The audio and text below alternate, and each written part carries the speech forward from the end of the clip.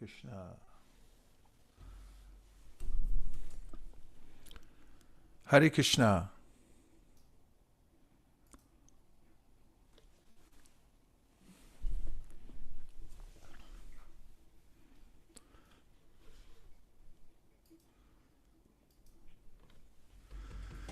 Namo Vishnupadaya Krishna Preshtaya Bhutale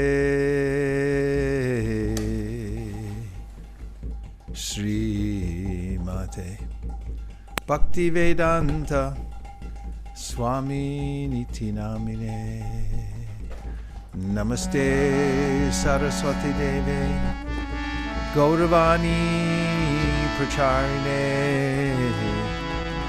Nidagishesha Shunyavadi Paschatya Deshatarine Jai Shri Krishna Chaitanya Prabhu Nityananda Sri Advaita Gadadhara Shivasadi Gaura Bhaktivinoda again. Jai Shri Krishna Chaitanya Prabhu Nityananda Sri Advaita Gadadhara Shivasadi Gaura Bhaktivinoda Sarasanga 2.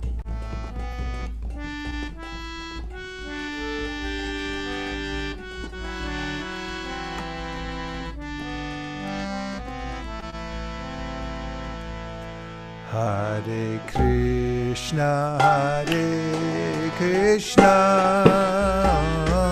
Krishna Krishna, Hare Hare,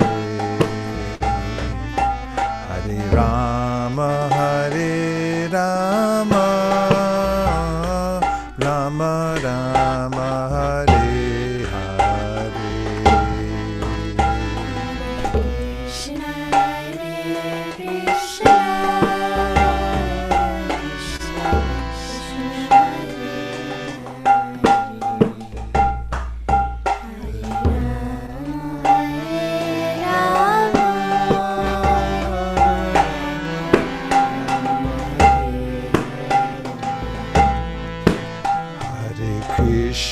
Hare Krishna, Krishna Krishna, Hare Hare,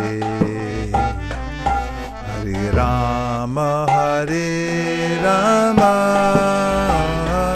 Rama Rama, Hare Hare.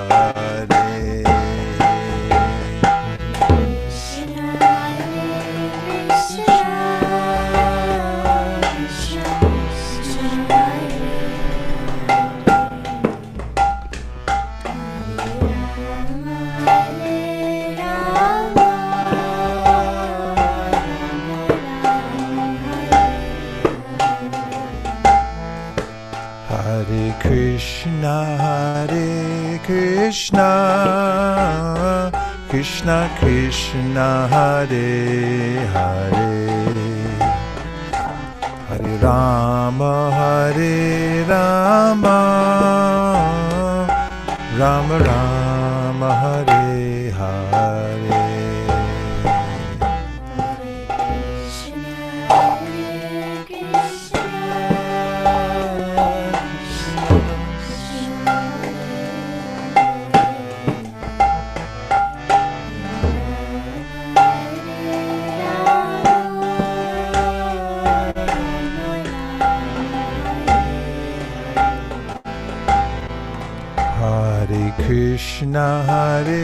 Krishna, Krishna Krishna, Hare Hare, Hare Rama,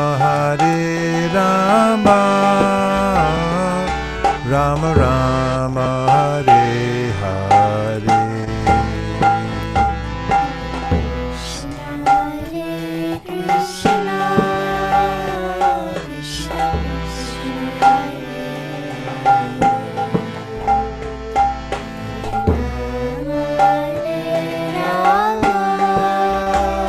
Rama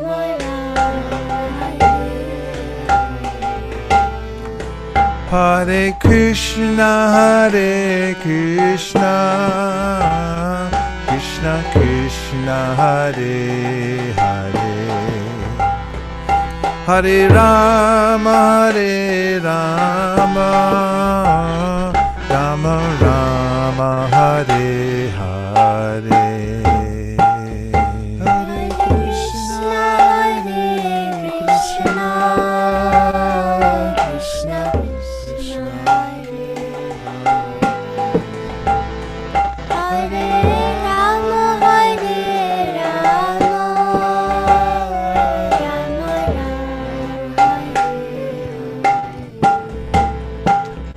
Hare Krishna, Hare Krishna,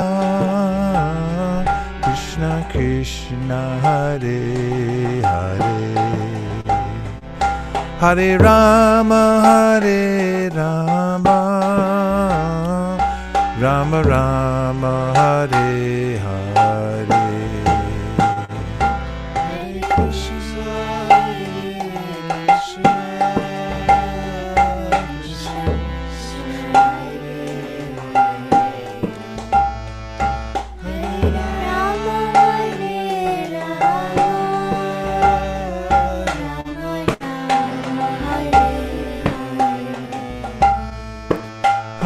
Krishna, Hare Krishna, Krishna Krishna, Hare Hare, Hare Rama, Hare Rama, Rama Rama, Hare Hare.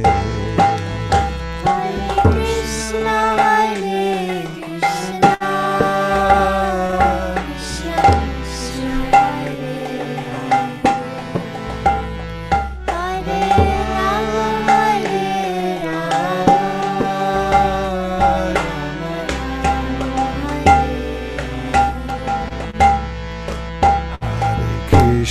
Hare Krishna, Hare Krishna, Krishna Krishna, Hare Hare, Hare Rama, Hare Rama, Rama Rama, Hare Hare. Hare Krishna, Hare Krishna, Krishna, Hare Krishna, Krishna Krishna, Hare Hare, Hare Rama, Hare Rama, Rama Rama, Hare Hare. Hare Krishna, Krishna Krishna, Hare Hare, Hare Rama, Hare Rama, Rama Rama, Hare Hare. Hare Krishna, Hare Krishna, Krishna Krishna, Hare Hare, Hare Rama, Hare Rama, Rama Rama, Hare Hare.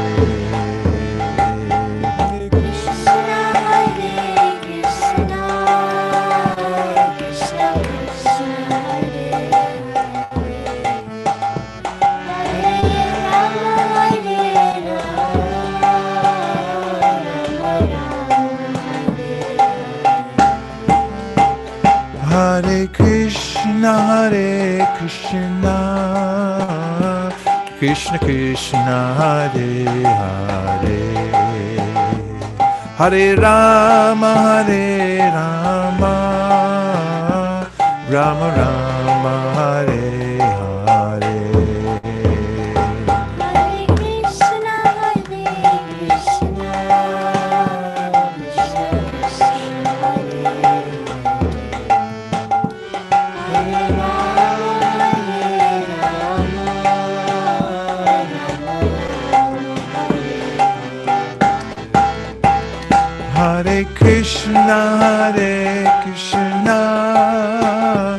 Krishna Krishna Hare Hare, Hare Rama Hare Rama, Rama Rama Hare Hare.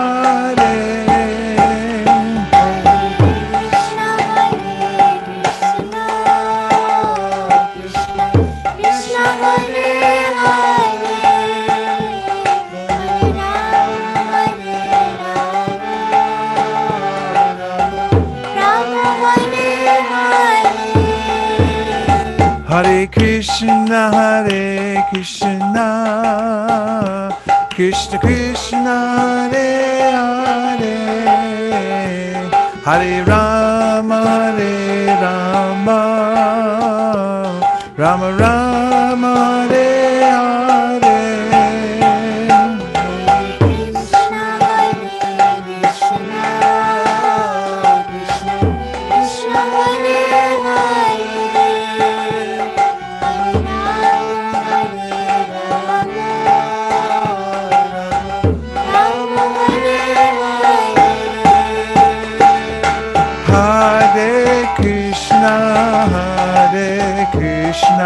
Krishna Krishna Hare Hare, Hare Rama, Hare Rama, Rama Rama, Hare Hare.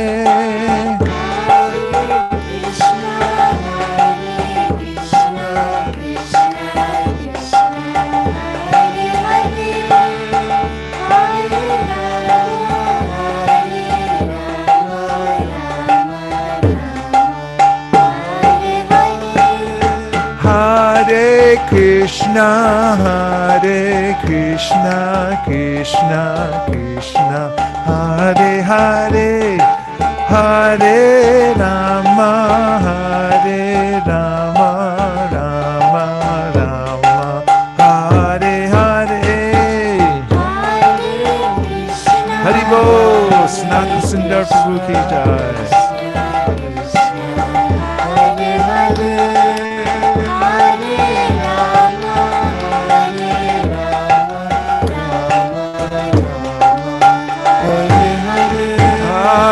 Krishna, Hare Krishna, Krishna Krishna, Hare Hare, Hare Rama, Rama Rama, Hare Hare.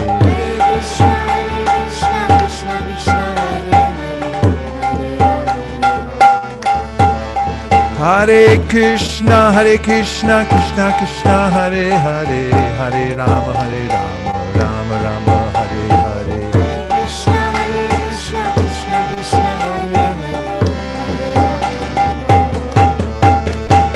Hare Krishna, Hare Krishna, Krishna Krishna, Hare Hare, Hare Rama, Rama Rama, Hare Hare. Hare Krishna, Krishna Krishna, Hare Krishna, Krishna Krishna, Hare Hare, Hare Rama, Rama Rama, Hare Hare. Hare Krishna, Krishna Krishna, Hare Hare, Hare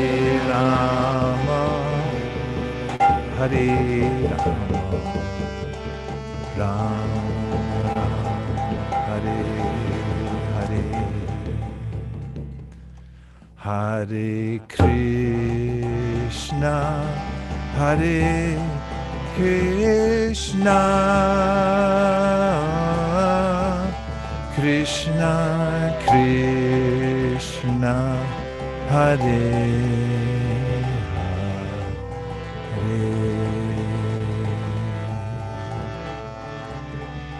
Hare Rama, Hare Rama,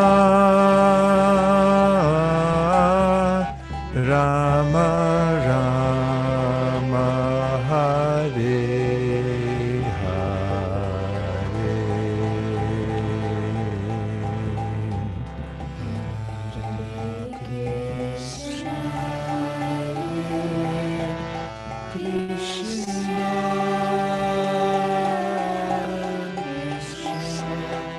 Krishna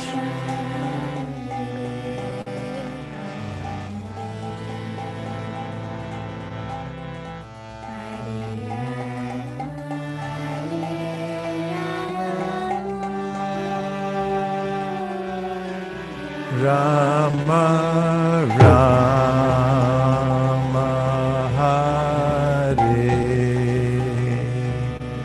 Hare.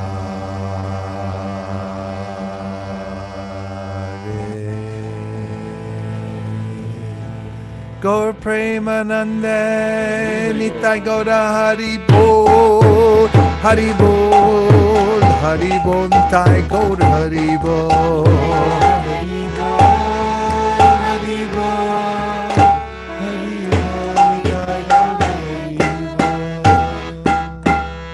Nitai Gaur Premanande Shri Harinam Sankirtan Ki Mangal Charn 1 please. Om Jnana Timirandasya Jnananjana Shalakaya Chakshurundidatam Nina Tasmai Shri Gurave Namaha Shri Chaitanya Manopishtam Stapitam Yena Bhutale Swayam Rupa Kadakmayam Tadati Sva Padantikam Vandeham Sri Guru Sri Yuta Padakamalam Shri Gurun Vaishnavamscha Shri Rupam Sagrajata Sahagana Raghunatham Vitam Tam Sajivam Sadvaitam Sadvatutam Parijana Sahitam Krishna Chaitanya Devam Shri Radha Krishna Padam Sahagana Lalita Shri Vishakhandikamscha. Hey Krishna Karuna Sindhu Dinabandho Jagatpate Gopesha Gopika Kanta Radha Kanta Namostute Tapta Kanchana Gourangi Radhe Vrindavaneshwari Rishabhanu Sute Devi Pranamami Hari Priye Vancha Kalpatarubhyascha Kripa Sindhupya Evacha Patitanam Bhavanebhyo Vaishnavebhyo Namo Namaha Nitai Namineche Namirhate Sharamudyanam Kite Chere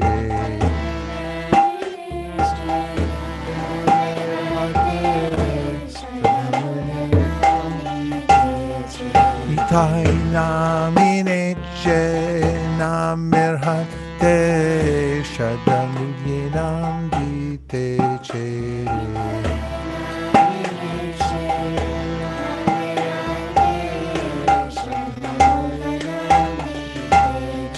Jaya Shri Krishna Chaitanya Prabhu Nityananda Sri Advaita Gadadhar Shivasari Gaura Bhakta Vrinda Chaitanya Prabhu Nityananda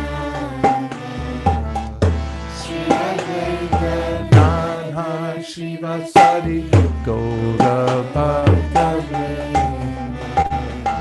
Hare Krishna Hare Krishna Krishna Krishna Hare Hare Hare Rama Hare Rama Rama Rama Hare Hare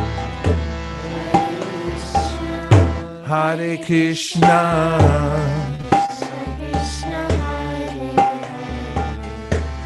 Hare Rama, Hare Rama, Rama Rama, Hare Hare.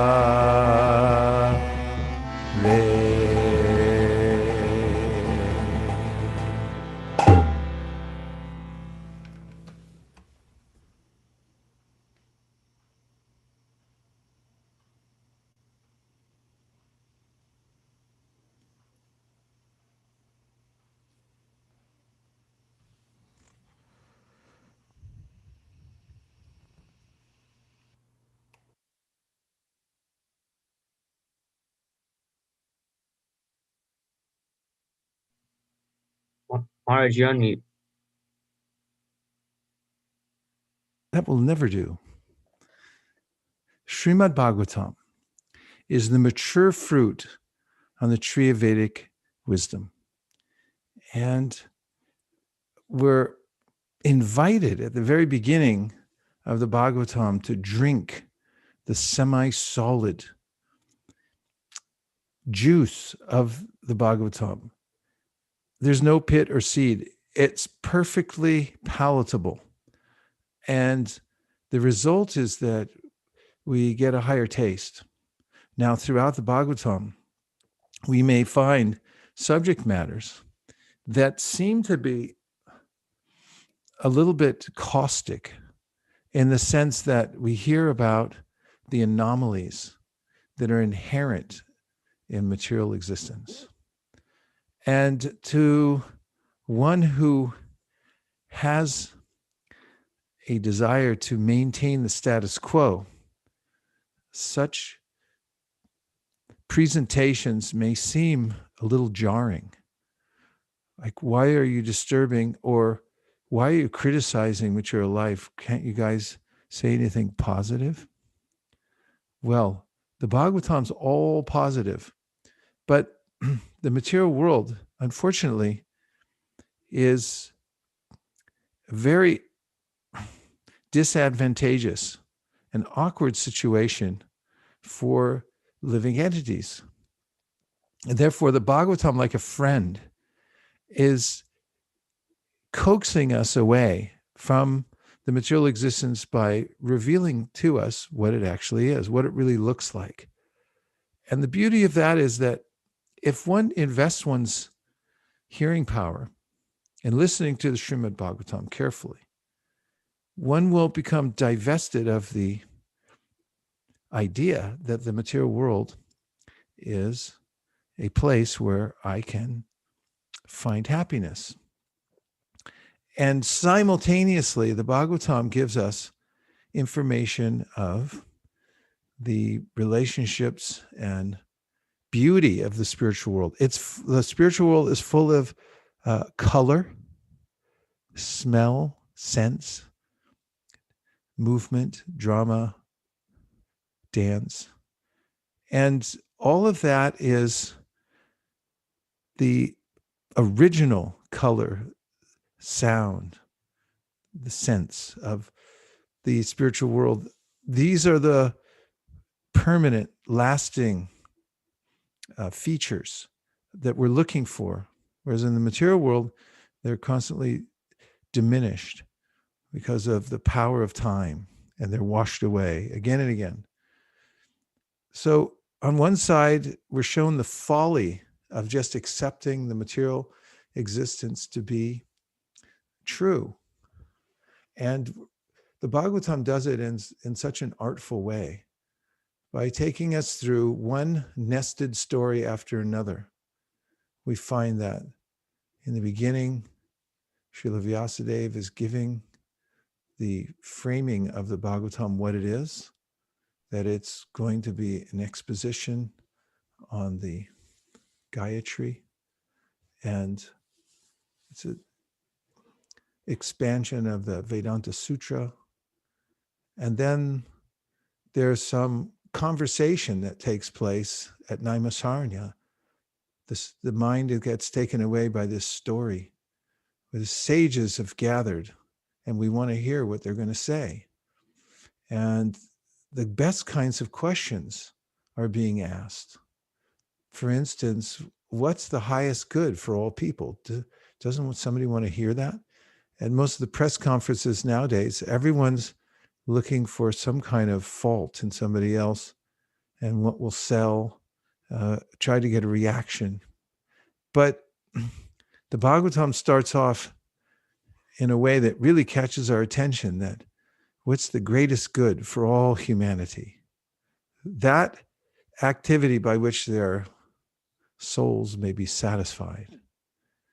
And then the conversation at Naimisaranya, imagine in a forest, and there's a great sage, Sutta Goswami, who's been promoted to the position of speaking to all these sages under very interesting circumstances. By the way, his father, Romaharshan, had taken that position and had been sitting in front of the sages until Balaram came on his pilgrimage, and he noted that Romaharshan, Sutta Goswami's father, didn't stand up. Although he was on the Vyasasana, was Romaharshan, and Balaram entered. Normally, one doesn't have to get up from the Vyasasana, but if it's the Supreme Personality of Godhead, you better get up. Because the full purpose of one speaking there is to exalt the personality of Godhead. And if one then doesn't show respect, it's an indication that although one may have great learning of the Puranas and may know logic and so forth, it's to no end. It doesn't have the proper conclusion, because the proper conclusion is that one, as Krishna says in the Gita, Bahunam Jamanamante Jnanavambam Prapadyate Vasudeva Sarvamiti Sa Mahatma Sudurlabhaha. One comes to the point of understanding that Krishna is everything and surrendering. So there was no surrender in Romaharshan. He was puffed up by his learning. And Balaram noticed that, so he executed him with a little kusha blade. He just picked it up and tapped him, and he was dead. So Balaram doesn't need to do anything more demonstrative than that. The sages then, of course, wondered out loud, why'd you do that? We'd given him long life. And Balaram said, well, let's see how we can fix this. And they suggested that he transfer the benediction of long life to his son, Sutta. So Sutta Goswami then became the next one to sit on the Vyasasana. And there was an introduction of Sutta Goswami. The reason that sutta is that the sages give for sutta being qualified, Vetatum somyatat sarvam tatfatas tadanugrahat bruyu snigdasya shishyasya guravo kuhyamapyuta. You've learned all the secrets of your teachers because Vetatum Saumya, because you're Saumya, your gentle soul. Saumya tat sarvam tatvatas tadanugrahat. Anugrahat, you followed the footsteps and the process of learning. Bruyu snigdasya shishyasya. And because you pleased your teachers, your gurus, therefore they imparted to you all the inner meanings of the Vedas. So you know all these things. And then they asked, Burini Buddhi Karmani Shrotavyani Vibhagasha Ato Sadyatrayatsaram Samutrita Manishaya Bruhi Bhadraya Bhutanam Yenatma Suprasidati. So there's so many things to learn. Do you all feel like that sometimes? Too many things? So they're asking similar. They said so many things to hear and learn, and especially in the Vedas, there's so many branches. What are we supposed to prioritize? And what's the most important? And then they say, ye not ma suprasidati, that by hearing it, by learning this one thing, then all people's hearts will become satisfied. Ye not ma suprasidati. And they want to know, why did Krishna come to the world? What's the purpose? And they also want to know, kova bhagavatastasya punyashokedi kamana, that who is there desiring deliverance from the Iron Age of Kali who won't hear this, who won't listen to you? I mean, the atmosphere is electrified. So they're wondering, is there anybody around anywhere now or in the future that's not going to be interested in this? Who might that be? What are the circumstances? Why someone wouldn't want to hear this? So then, of course, Sutta Goswami begins to speak. And in the second chapter, he gives a summary of what's in the Bhagavatam and why it's important, and how by hearing the Bhagavatam itself, one purifies one's heart, because Krishna is there within the heart, and he's the Vidhunoti, and he's the well-wisher of the living entity. And when he sees somebody applying him or herself to the process of hearing, then he helps from within the heart to give intelligence and to move away the anarthas that were lodged there within the heart, life after life. And he explains, does Sutta Goswami, that when one practices devotional service, beginning with hearing and chanting, then one automatically gets knowledge and detachment from the world. That if you follow in the footsteps of great souls who were liberated, then you yourself will become liberated. That the devotees, although they respect the demigods, there's millions and millions of demigods, and people for millennia have worshipped demigods for various purposes. As Krishna says in the Gita, kamaistaiste rita jnana prapadyante devata tam tam niyamamastaya prakrita niyatasvaya. And when people have material desires, then they think, oh, I need this, I need that, I want this, I want that, and they worship different demigods. And Sutta says, well, the devotees, they worship, they appreciate the demigods as part and parcels, but they don't entertain them. Their purpose is Vasudeva. He's the goal. He's the method. Everything is about Vasudeva. And he goes on to explain how the Lord, in very quick summary, creates this material world and then enters into it himself. So through his subtle form as the Paramatma, he enters into every atom and into the heart of every living entity, and he's there assisting the soul in trying to fulfill his material desires. And then finally he says he goes into every species of life, and in the next chapter he gives a description of the different incarnations of Krishna who come like waves on the ocean that are constantly coming, and they're all good. They're from beyond the modes of material nature. In other words, they're not they're not manufactured by the mode of goodness. They're transcendental to the material world altogether, and they come to attract the living entities and to purify them. Krishna says in the Gita, yada yada hi dharmasya glanir bhavati bharata. He's coming to rectify. So Krishna's all good. He's constantly trying to deliver the living entities. And then there's a description of Narada and Vyasadeva and how they meet, and how Narada becomes who he is, and then Vyasadeva meeting him and asking, how do I do my service properly? And Narada telling him how to understand what to say. You have to actually see this for yourself, the Lord, Krishna himself, and describe it to other people. So that's what he does. So then you get all the other cantos mentioning the various instances where the Lord appears or empowered representatives appear in the world, juxtaposed with the complexities of material life.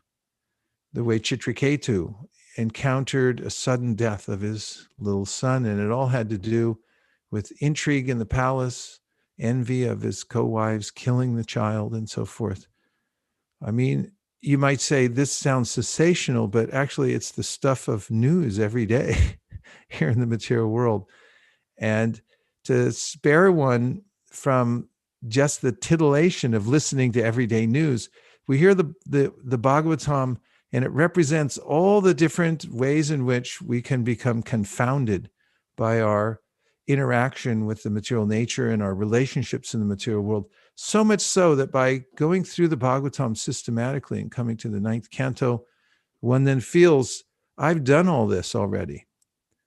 It's like a vaccine. The body, when it gets a vaccine, it goes through the motions. It attacks because it says, oh, there's an invader here, and it has a particular characteristic, and the body develops a way to attack it and puts up its defenses very mightily against it. So then when the real invader comes, It's the body's already on high alert. Sorry, can't come in. This novel virus, people weren't ready for it. Nobody's ever experienced it. No body has experienced it yet. So there are no defenses for it.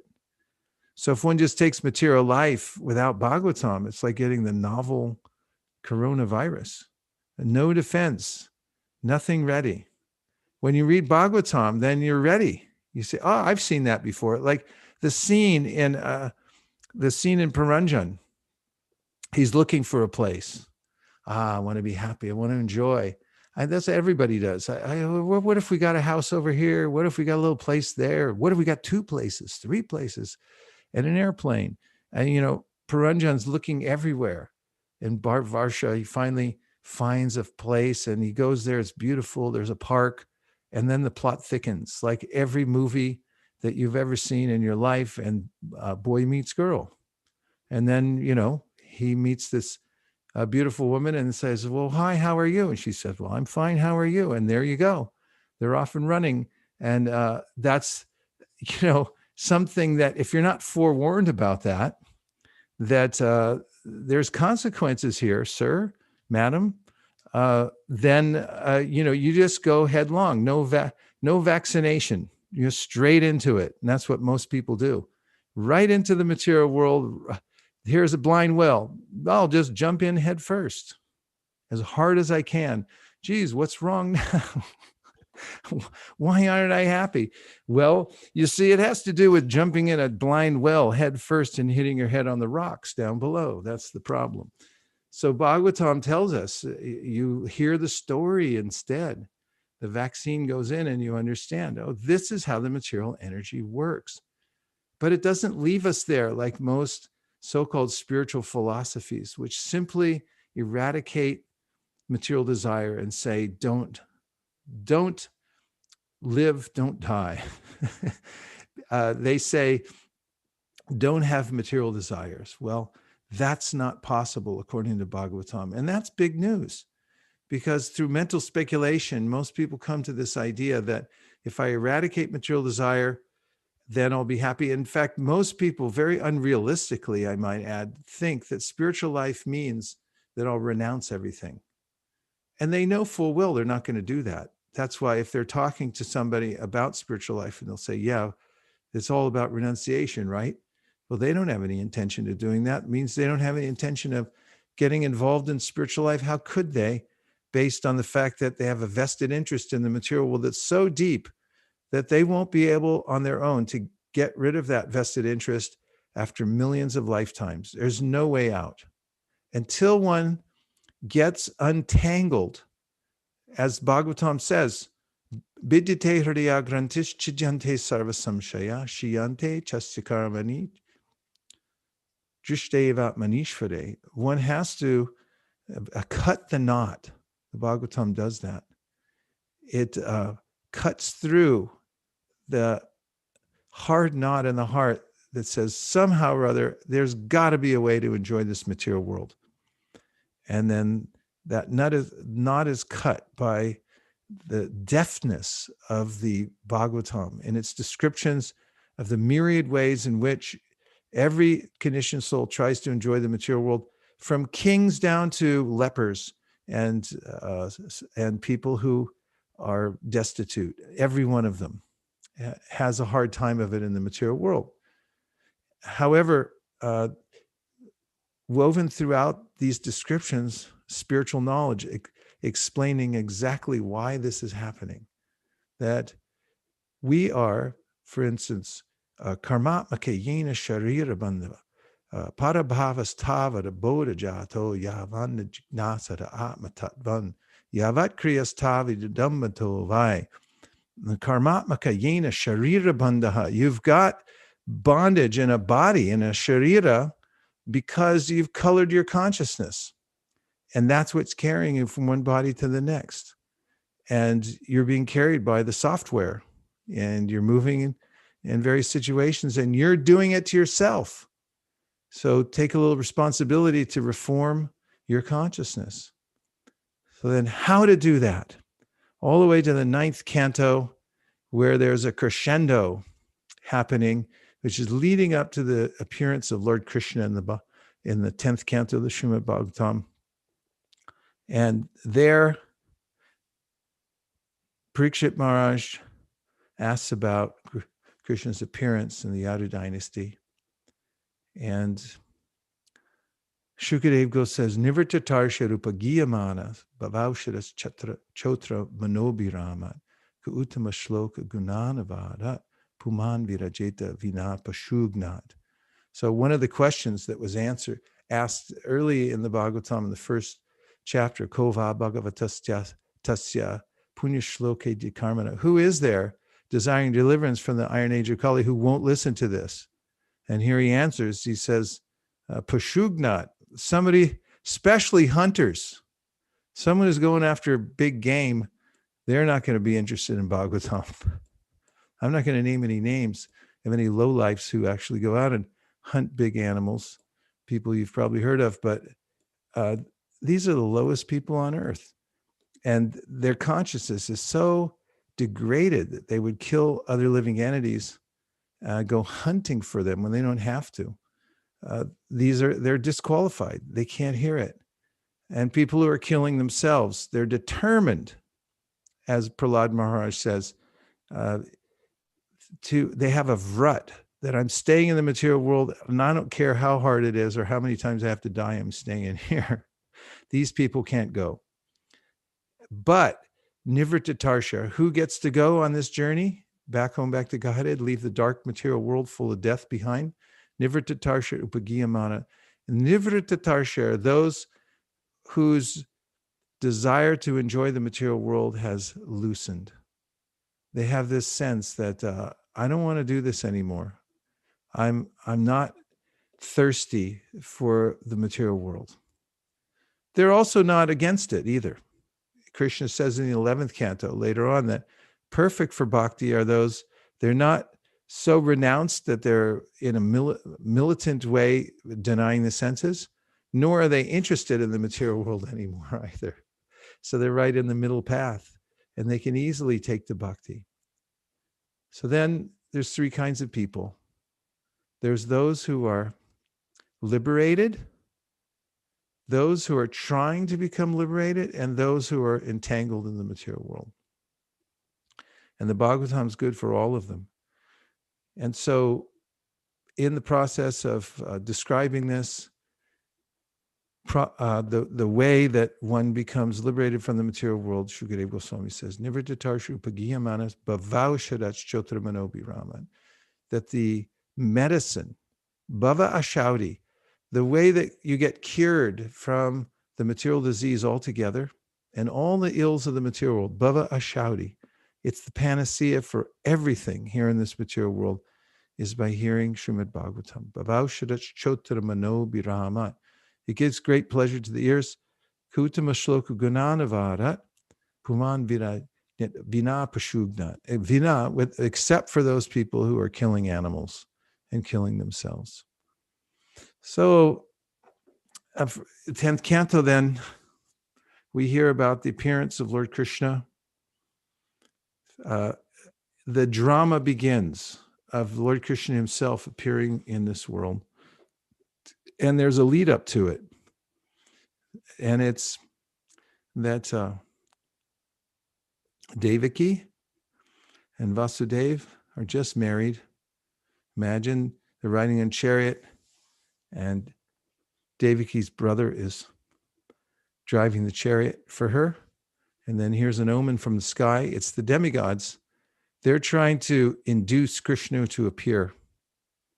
And they announce to Kamsa that you're a fool because you're driving the chariot for your sister, but the 8th child is going to kill you. Her 8th child will kill you.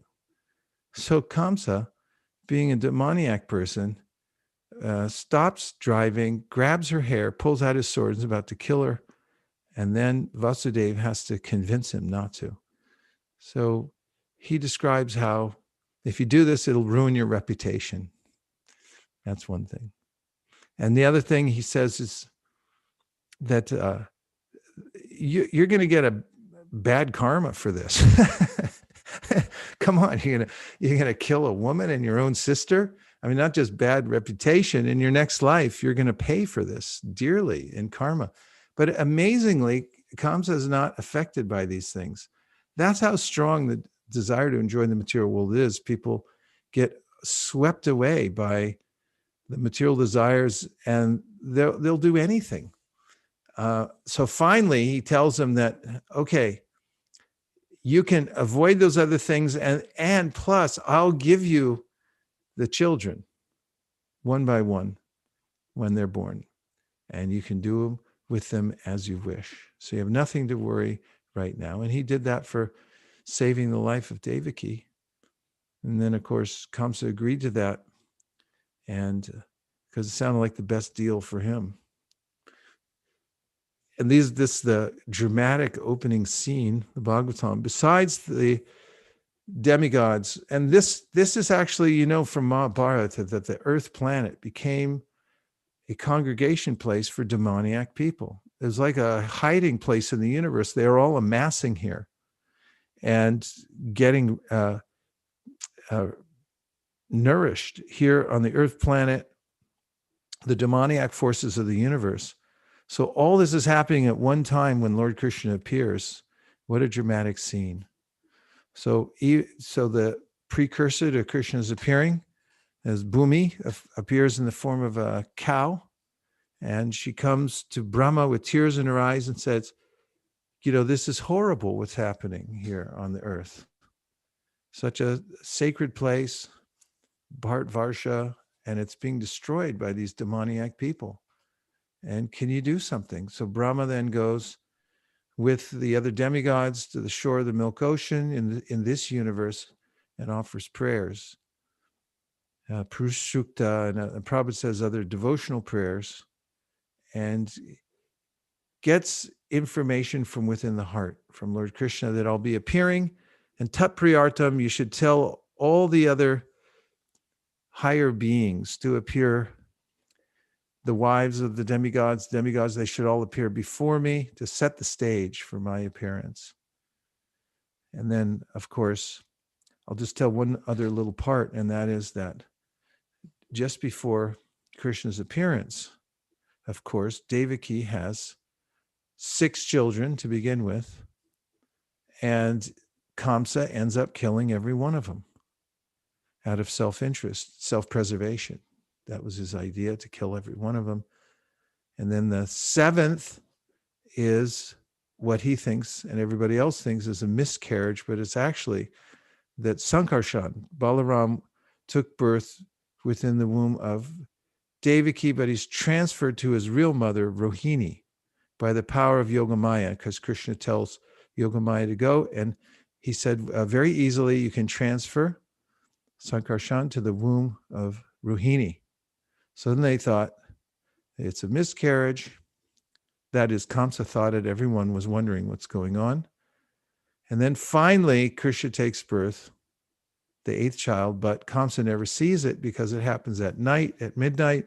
And then, as you know, by Yogamaya, Vasudeva, is able to go out of the prison and take baby Krishna to Vraj and exchange for the girl who had been born to Yashoda. She didn't notice because of Yogamaya also.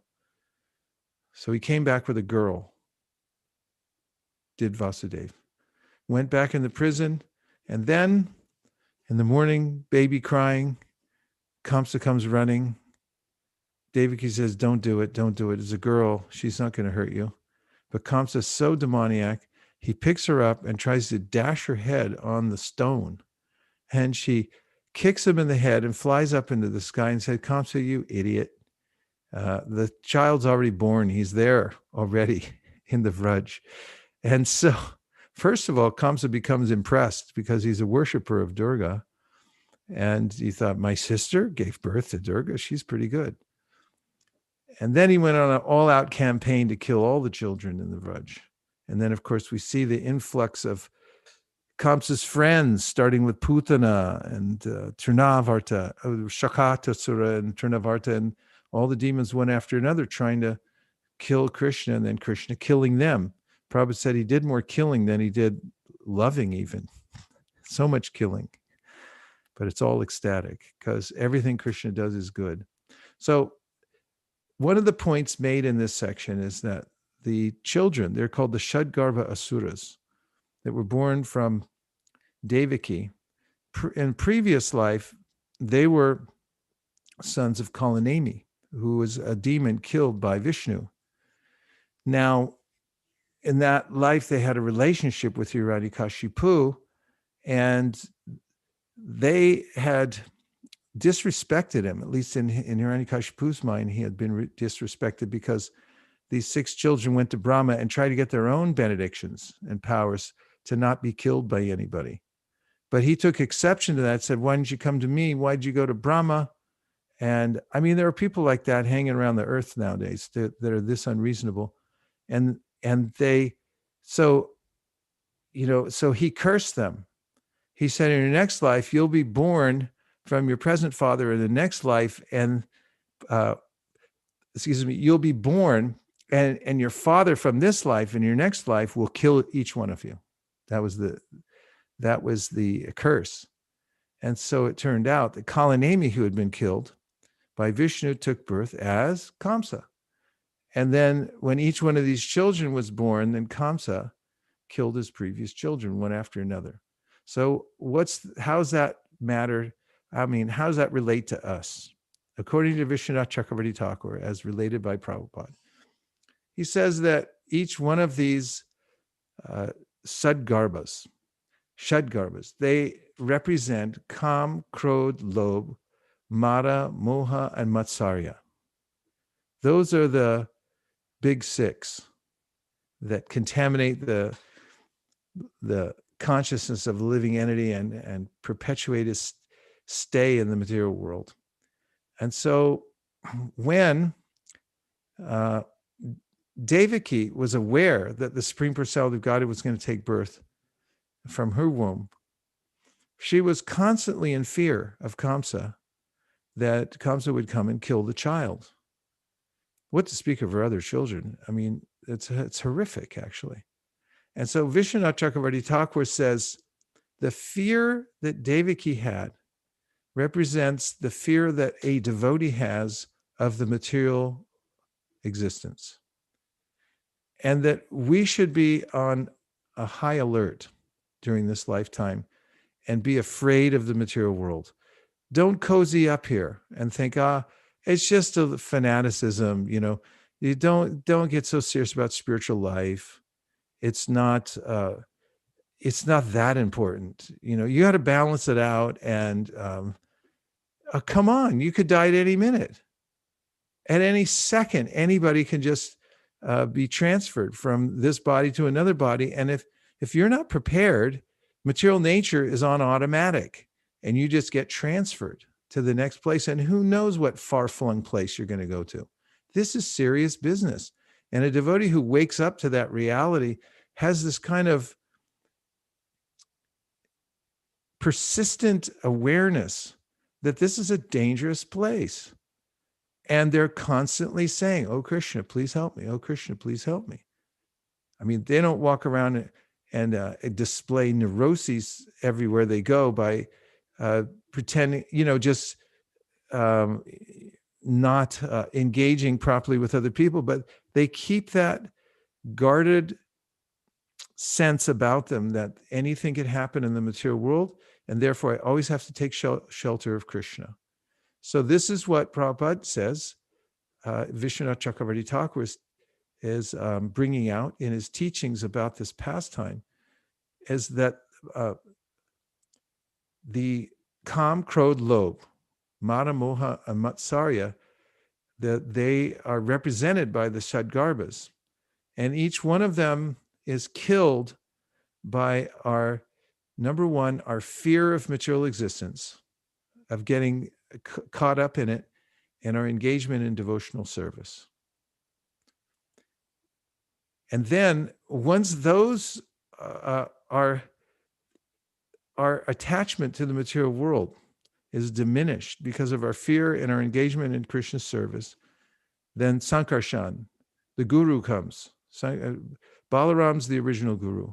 and sets the stage for Krishna to appear. So then we get, when we're open-minded, we say, okay, I don't want the material world anymore. I'm actually afraid of death. I don't want to get caught up in the material world again. And we have devotional service. Then the heart gets prepared. We're open to the teachings of the Guru, who then ushers in Krishna, and he comes as the eighth child. Our existence gets purified by hearing from the Guru, and we understand, yes, my life is meant for this, is meant for Krishna. And then Krishna very happily enters into our life. So even the transfer of Krishna came from the mind and then the heart of Vasudeva to the mind and heart of Devaki. And Viraragavacharya said, this is what Diksha is. There's a transfer from the heart of the Guru to the heart of the disciple, that yes, you can just take shelter of Krishna. He does exist. He is your eternal friend. He is a person. There is a spiritual world. And we get that shraddha, that yes, the material world in all its twists and turns is a very dangerous place. I don't have to I don't have to subscribe to it. You don't have to sign up. In fact, you can opt out at any time. And if you can't opt out externally, internally you can opt out. There's a little section you go to, a link you click, and it says, would you like to opt out of the material world? And you push it, and then it goes, are you sure? You sure you want out? Most people don't opt out. You know, here's what you're going to miss. Here's all the products you're going to miss. We're coming out with our next line. And you go like, I'm sure. I never want to see your email again, sir. And you click it. That's when Krishna says, okay, now I can come in. And so, you know, Krishna's appearance through the Bhagavatam is real. And it's what actually saves us is his appearance, the personality of Godhead who appears in the Bhagavatam. And the stage is so perfectly set for us, for him to appear so that we can give our full heart. Because what are we going to be left with if we're just told that the material world is a dangerous place? The material world is confusing. It is, as this famous bumper sticker says, ignorance is awkward. The whole material world is awkward. What are you going to do? Now you know what to do, because you can serve Krishna. And he shows through his pastimes that, yes, I'm completely lovable. Everything about me is attractive. Babyhood, as we've heard throughout the whole month of Damodar. I mean, Krishna, he goes around and, plays with his friends all day long. They complain. He ate dirt. Mother showed, you ate dirt? He goes, I didn't eat dirt. They're lying. They're liars. They said I ate dirt. I didn't eat any dirt. They ate dirt. I didn't eat dirt. Open your mouth. I'll see if you ate dirt.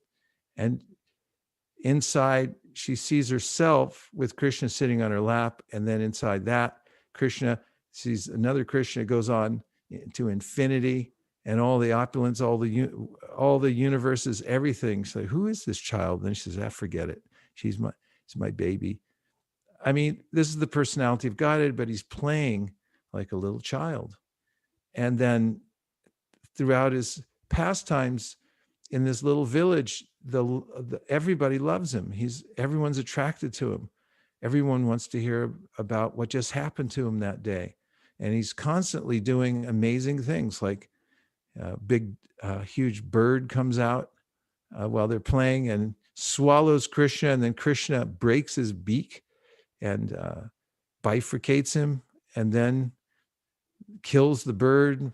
I mean, one after another, all the stories in the Krishna book and the Bhagavatam, it's what everybody's looking for through superheroism, but it's actually the real thing. And that's what can attract our mind. The Hare Krishna Maha Mantra, which is Krishna himself, and the pastimes of Krishna in the Srimad Bhagavatam. Plus the commonsensical instructions from the Bhagavad Gita. Prabhupada said it is the Vedic intelligence wow. If you get Vedic intelligence, what are you going to be walking around like, hey, where'd you come from, man? Where'd you get that? It's like, I got the Vedic intelligence. I downloaded it from the Bhagavad Gita, from that book right into my brain. When you meet a devotee who's got Vedic intelligence, I mean, what more are you going to say except this person knows what's going on? And you got Bhagavad Gita, you've got Krishna's pastimes in the Krishna book, and you got the Hare Krishna mantra. Put in some prasadam on top of that, which is like, everyone wants to eat. Okay, so what if you got philosophy? I'm starving. I got to go eat something. No, take this too. And you get something that you're stopped immediately. All your senses become inert because you're like, there's something about this. It's the most tasty thing I've ever had in my life. And I got to have it again. I've become addicted. And it overrides the senses. Param drishva nivartade. It gives a higher taste that one cannot deny. And then the association of devotees. They look like wild, crazy people, really out of step with what's going on at Walmart and Black Friday and everything. Why aren't you watching the news and tuned into everything? It's like, I don't have time. This is too nice, chanting, dancing, feasting. And then people get swept away to the spiritual world. So we've got the real sense gratification and the foundation behind the scaffolding through which we could actually deconstruct the material world brick by brick in our lives, which is impossible for anybody to do. Even great sages, pantastu koti shatavatsara sambragamyo, vayoradhapi manasomuni pungavanam, sopyasti yat prapadasimya vichintitatve govindamari purusham tamaham bhajami. Even the Muni Pungavanam, the greatest thinkers, they can't do it. They can't come close to the spiritual world. But if you meet a pure devotee, Prabhupada's a pure devotee. He came to this world and he taught, here's Krishna. You can take Krishna. If Putana can be saved from it, you could. The hippies come and people in India going, ew, don't touch them. And Prabhupada said, you don't understand. They're touching Krishna. Now they're pure. That's the teaching of the Bhagavatam. Anybody can become purified. Somebody at a political rally can become purified from their fervor, the fever that they've got. They're jacked up by the material energy and they're blind. But a blind person, even a blind person can see by coming in contact with prasadam and the holy name and the hearing the Krishna book and the Bhagavad Gita. What a life. So this is what we have. And we have the greatest good fortune is we're camped out under Prabhupada's flag. He's the best of all pure devotees. So kind and compassionate to everybody that he just came with no other consideration except I have to give this to the world. And look at the endeavor he made to get it all together. It's really hard to build a movement. And what speak of keep it going. So it gets off the ground and it can actually function. How he had to work tirelessly. So we can all do that too. And so what? It's hard. Remember the end game here. We're not staying in this material world. This encampment we're in right now is a very temporary thing. Don't worry about the twists and turns, the so-called reversals of fortune. There's a purpose behind every one of them because you're destined for a much, much bigger thing. It's insignificant, this life. You just have to be inventive to get through it one way or another and lean into the chanting. It will save you. Lean into the Bhagavatam, read it every day, read the Bhagavad Gita and become Krishna's devotee. Manmana bhavamad bhakto madhyaji mam namaskuru. Mami vaishyasi yukvai mam atmanam parayana. That's easy because everybody wants to give themselves to somebody. I mean, look how easily people give themselves away to fools. They give themselves away to despots. They give themselves away to false lovers. So how easily we give ourselves away. That's our nature. But if you find the right person to give yourself away to, you can do it with abandon. And you can have so much enthusiasm that when the kirtan starts, you just want to dance because you know that you're in the embrace of the master who's so merciful that he's called the ocean of mercy, and you found it, or he found you, and you were smart enough to take it. So we're so lucky that we have this. And everyone who's contributed to the Sankirtan movement, has given their life to this process, is the most intelligent person. So we need to work together to maintain that intelligence. Don't lose it.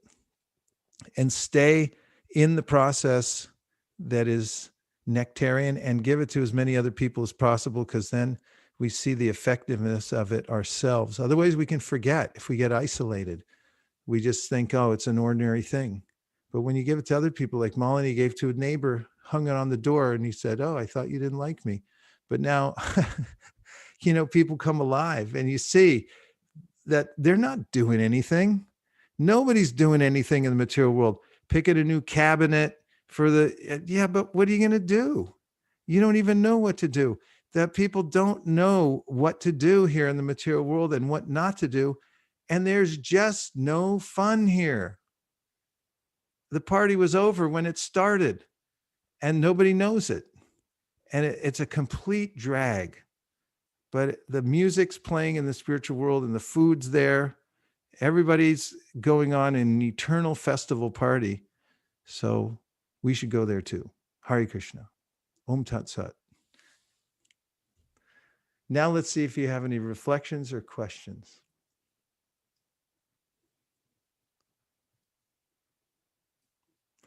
I'm supposed to open up this grid here, aren't I? To find out if anybody wrote in. But you know what? It's a Sunday. It's been a long week, and you all have been working hard. And if you didn't write anything on this thing, I don't blame you, because it's another extra thing you got to do. I just wanted to So say. don't feel like it. Yes. I just wanted to say, when we came on today, I wanted to ask you a question, and you answered it. My daughter's becoming a clinical social worker, and she said, I'm studying the Bhagavatam every day, and there's so much negative talk, nonsense this, fool that, and so she says, I'm trying to build people up and encourage them, and sometimes it just sounds so negative. So I'm going to send her this talk of yours. It's perfect. It's all about the Bhagavatam. Yeah, that's an interesting phenomenon. The Bhagavatam's all good, and it's not negative at all. But sometimes people say it about Prabhupada too. He's like, hey, he was very negative about, and also maybe even prejudice. What Prabhupada's prejudice against is the category of the material world and material consciousness. It's categorical, because the material world is illusory, and our involvement here is a colossal hoax. So every enactment of something that looks like it's serious here, to somebody who's not illusioned by the material nature, it's ludicrous, actually, and it's open for criticism, material consciousness. And so the Bhagavatam is purposeful in being critical, because it's actually extricating us from the last vestiges of hope that actually I can make it here in the material world. And when that last vestige of hope is evaporated, we're free. Like Sanatana Goswami, when he left his entire kingdom behind, and he had given the last gold coin to his servant, Ishana, he felt liberated and blissful that he was going to Lord Chaitanya, and he just gave up billions of dollars and all the power in the world. And so Bhagavatam's trying to bring us to that position. I really liked your comment on the Superman phenomenon, the things that you want to be. But I was thinking more about the Maha Mantra, and how today morning I missed my 5:30 japa, and I realized that morning japa kind of does what these supermen all have these super words that they use, like Shazam, and then they become somebody else and stuff like that. And I was thinking that the Maha Mantra does that for us. When we really focus on the mantra and do our chanting, we become capable. We become better than what we are, more formidable a person. I And love that. thing. I love that point. That's so nice. I mean, as kids, I remember my parents took us to the movie. I forget what it was called, Alibaba and the 40 Thieves or something like that. It was in black and white. There was some flying carpet there, and you said they would say something and actually fly on the carpet. I'd go home and say, do any of these work? We'd sit on all of them. Like, how do you work it? The Bhagavatam comes along and says, you can work it.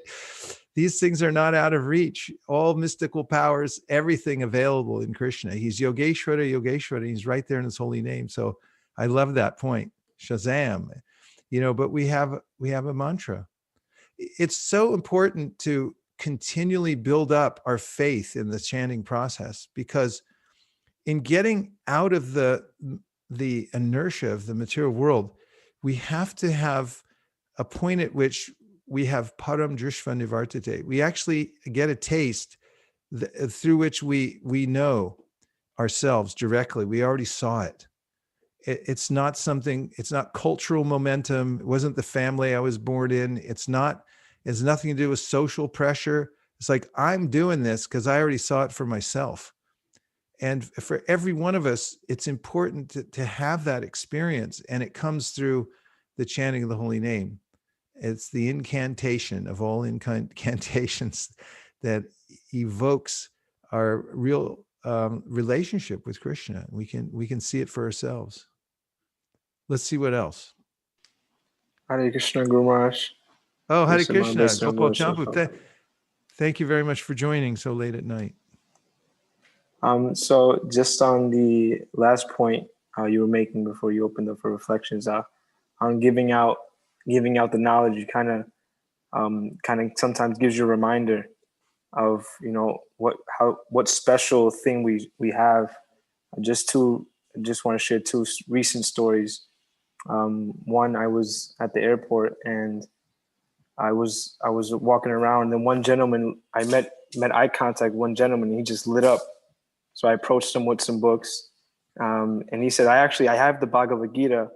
I got it some few months ago from devotees in Palo Alto. So that was nice, and he was so enthusiastic about the Bhagavad Gita. He took another stack to give to a family member. And then just one other lady, she took a Saptarishi set from us, and she's been reading Krishna book. And just today, she shared with us. She was reading when the Kashvani comes and tells the 8th son will kill you, and so she was so enthusiastic explaining the story, and I was just thinking, man, I wish I was that enthusiastic. You just get reminded about you just see new people when they become so enthusiastic, reading about Krishna and things like that. It just reminds you, like, this is so special. Nobody else has this. Oh, thanks for sharing those. It reminded me what you said. Isn't it nice too that it came from Palo Alto? Did you all do that, Kautakarnava, and your house over there? So it reminded me when we used to have all the airports open, like any given Friday night, every single airport in America was covered by Hare Krishnas. I mean, there's no way out of it. And so, like, I'd be at O'Hare Airport, and back then we used to sign the books because it was one of the ways. So he's like, "Let me sign that for you," and sign it, and they're like, "Yeah," and hand it to him, like, just give a donation. But you already signed it. Yeah, go ahead. But anyway, a lot of times people would get off the other flights. They'd be coming in from St. Louis, Denver, into Chicago, and then they'd have books in their hand. And then, like, "Hey, where'd you get that?" And they'd open it up, and it would have the name of the devotee in there. And there's this sense that the whole country is covered, everywhere people were going. And also you kind of see, if you trace these things, every book has its effect somewhere. it always has some effect. We can't see the circuitous route that it takes, but it's going to have the effect, and would be interesting to track it, wouldn't it? The life of one book and where it went, how many people it touched, and so forth. Maybe we get to see that at the time when we're leaving this world. Like some yogis, says in the Bhagavatam, some yogis, when they're leaving the world, they want to go straight back. And other ones like, I want to take the scenic route. I want to see what was actually going on up there in the upper planetary systems and stuff. So it's not stereotype, Prabhupada said. So maybe, we can make a request. Like, can you show me what happened to all those books and who I contacted and where they went? And that would be a wonderful reminiscence, wouldn't it? Yeah. And your point about how when we see it in other people, how they become awakened by it, then we can see it in ourselves too, like how lucky we are. That's why Achyutabhava Prabhu was reminding us recently. He sent us this quote in which it said that we always have to have new people coming in, because otherwise we become insulated and we just have our own kind of group think, group speak and stuff like that. But when new people come and insert themselves, you really have to open up to make sure that they're getting everything they need. So it has to be a constant that people are coming into our midst who are taking up Krishna consciousness anew. It's very important. Thank you very much, Gopal. Hare Krishna, Prabhu. Hare Krishna. Prabhu, I was just remembering one of the incidents. I don't know where I read it, but there was one devotee who became Krishna conscious. He was actually doing his laundry in the usual public laundromat, and he found the book in the trash. So he picked up the book and he became Krishna conscious. So I was just wondering, when we give away lots of books, we also worry that, what if they just leave it somewhere? But then every book has a reason where it is, wherever it is put in. Yeah, we've seen that before. Divyanga tells a story about it in Cleveland Temple.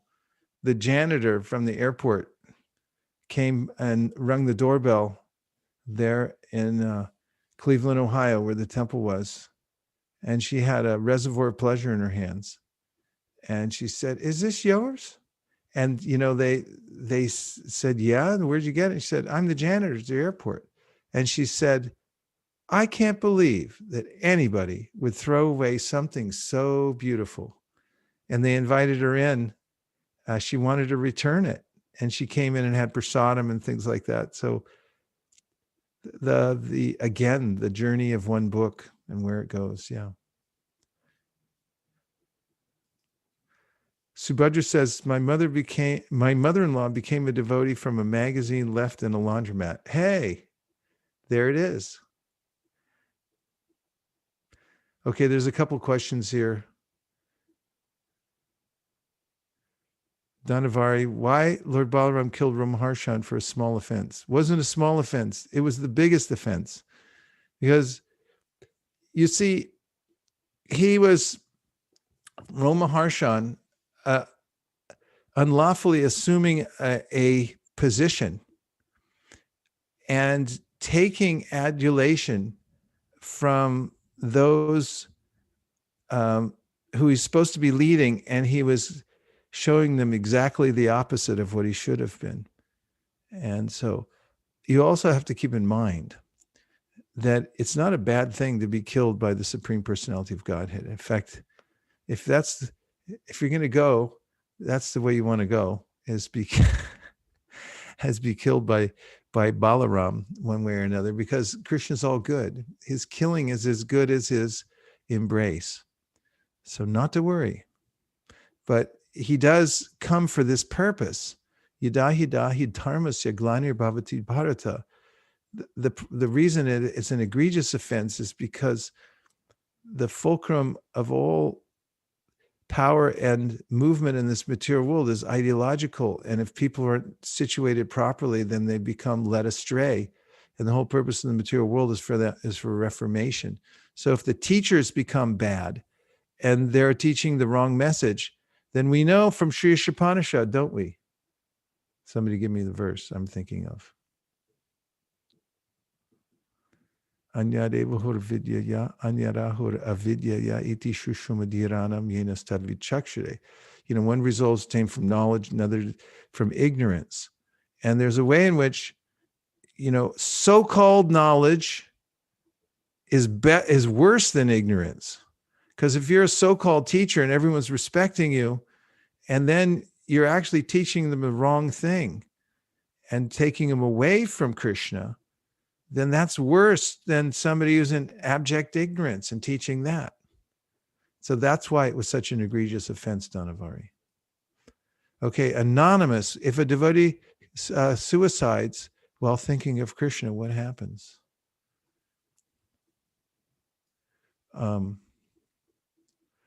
Really depends on a lot of things. Suicide is really an unfortunate situation because you're destroying property that's not yours.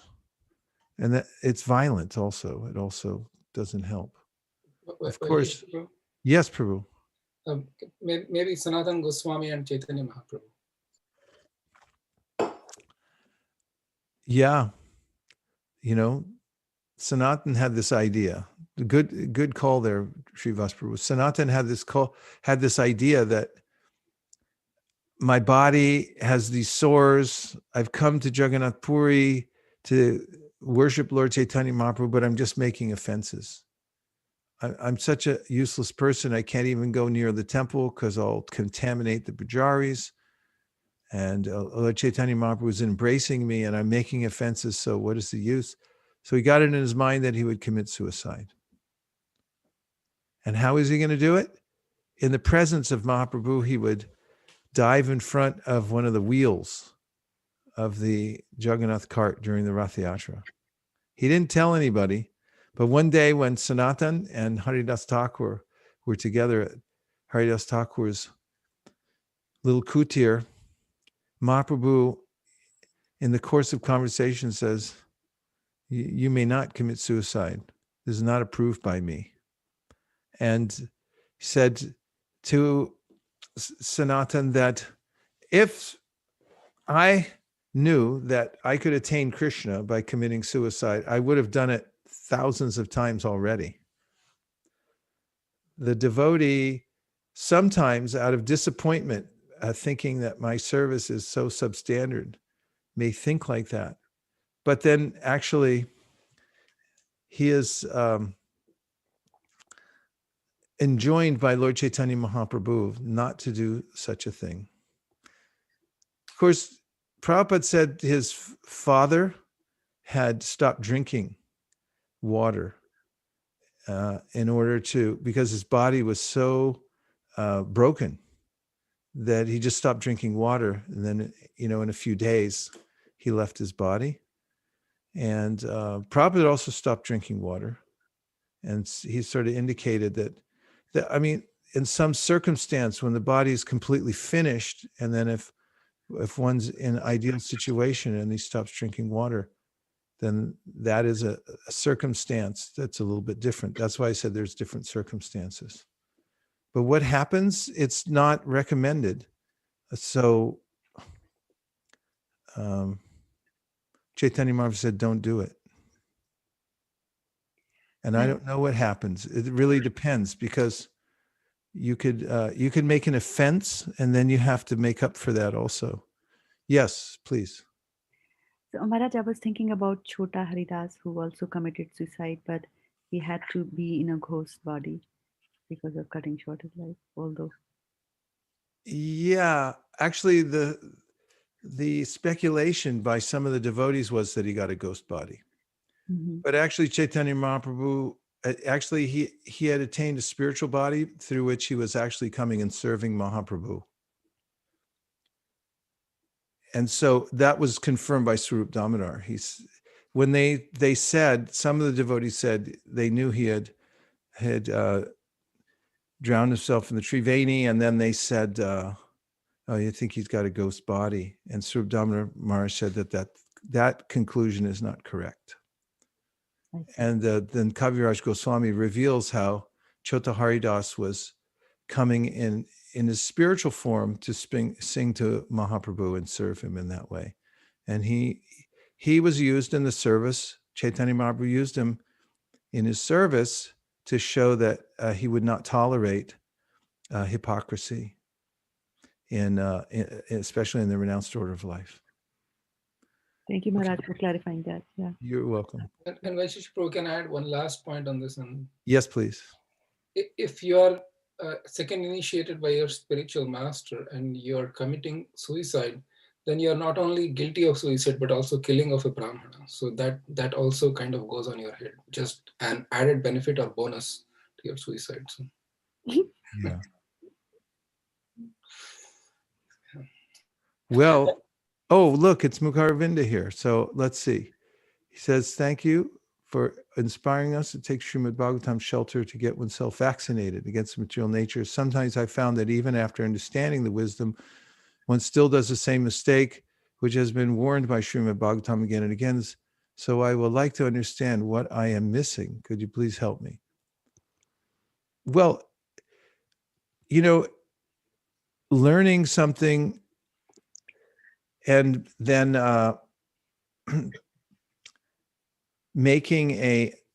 having an error in judgment and then noticing that is one of the ways in which we really get to know it. I mean, there are different ways of learning, but Prabhupada says in the light of the Bhagavat that missteps in devotional service may not be detrimental. They may become the pillars to success. For instance, I know people who have had missteps in Krishna consciousness, but then willfully made up for it and then became stronger.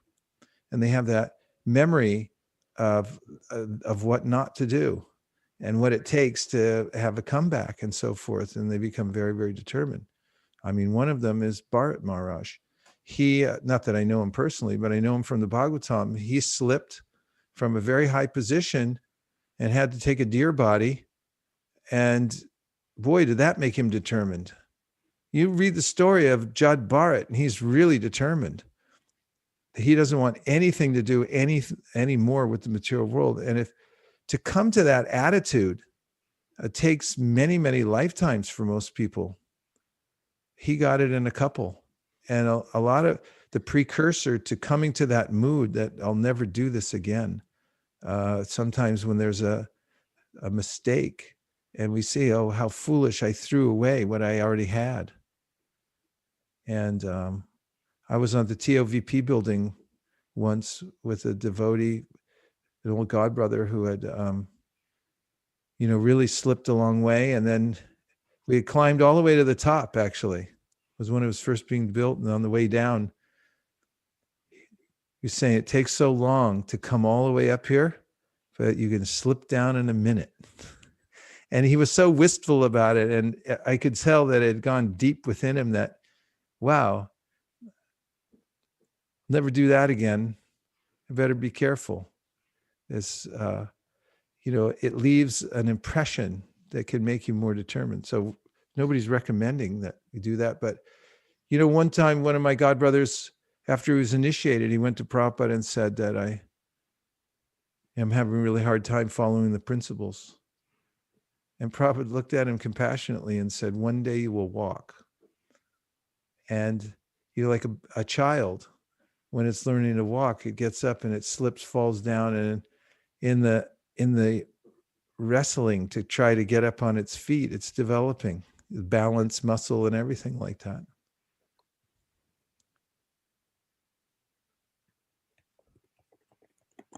But in the Bhagavatam, in the 5th canto, in Rishabhadeva's teachings to his sons, he talks about how a teacher should be teaching Krishna consciousness. It's very instructive. He says this: if one is serious about going back home, back to Godhead, he must consider the mercy of the Supreme Personality of Godhead, the summum bonum and chief aim of life. If he is a father instructing his sons, a spiritual master instructing his disciples, or a king instructing his citizens, he must instruct them as I have advised. Without being angry, he should continue giving instructions even if his disciple, son, or citizen is sometimes unable to follow his order. Ignorant people who engage in pious and impious activities should be engaged in devotional service by all means. They should always avoid fruitive activity. If one puts into the bondage of karmic activity his disciple, son, or citizen who is bereft of transcendental vision, how will one profit? It is like leading a blind man to a dark well and causing him to fall in. And this section particularly caught my attention. Without being angry, he should continue giving instructions, even if his disciple, son, or citizen is sometimes unable to follow his order. So it's learning. Everyone goes through a process. The point is to keep the process going, because it gets baked in over a lifetime through the various ways in which we even test it. Like sometimes kids, they'll be very enthusiastic about Krishna consciousness. And then because changing from one era of life, one body to the next, sometimes is that the perspective changes, the circumstances change. And then sometimes kids think like, God, did I think of this, or was this all imposed upon me? And then they become, wayward. And then but it's when they decide that, no, I'm a soul. I'm not this body, and this is what I want to do. That's when it actually becomes highly effective. I mean, it's always effective, but when we learn from our own interaction with the material world, and we decide for ourselves this is the right thing to do, and we have that perspective, then we're unstoppable, despite whatever situation we're in this world. And I'm not saying you have to become wayward at any time in order to attain the perfection of life. I'm just saying it's quite common. But it's also, it's not ultimately, I'll read it to you.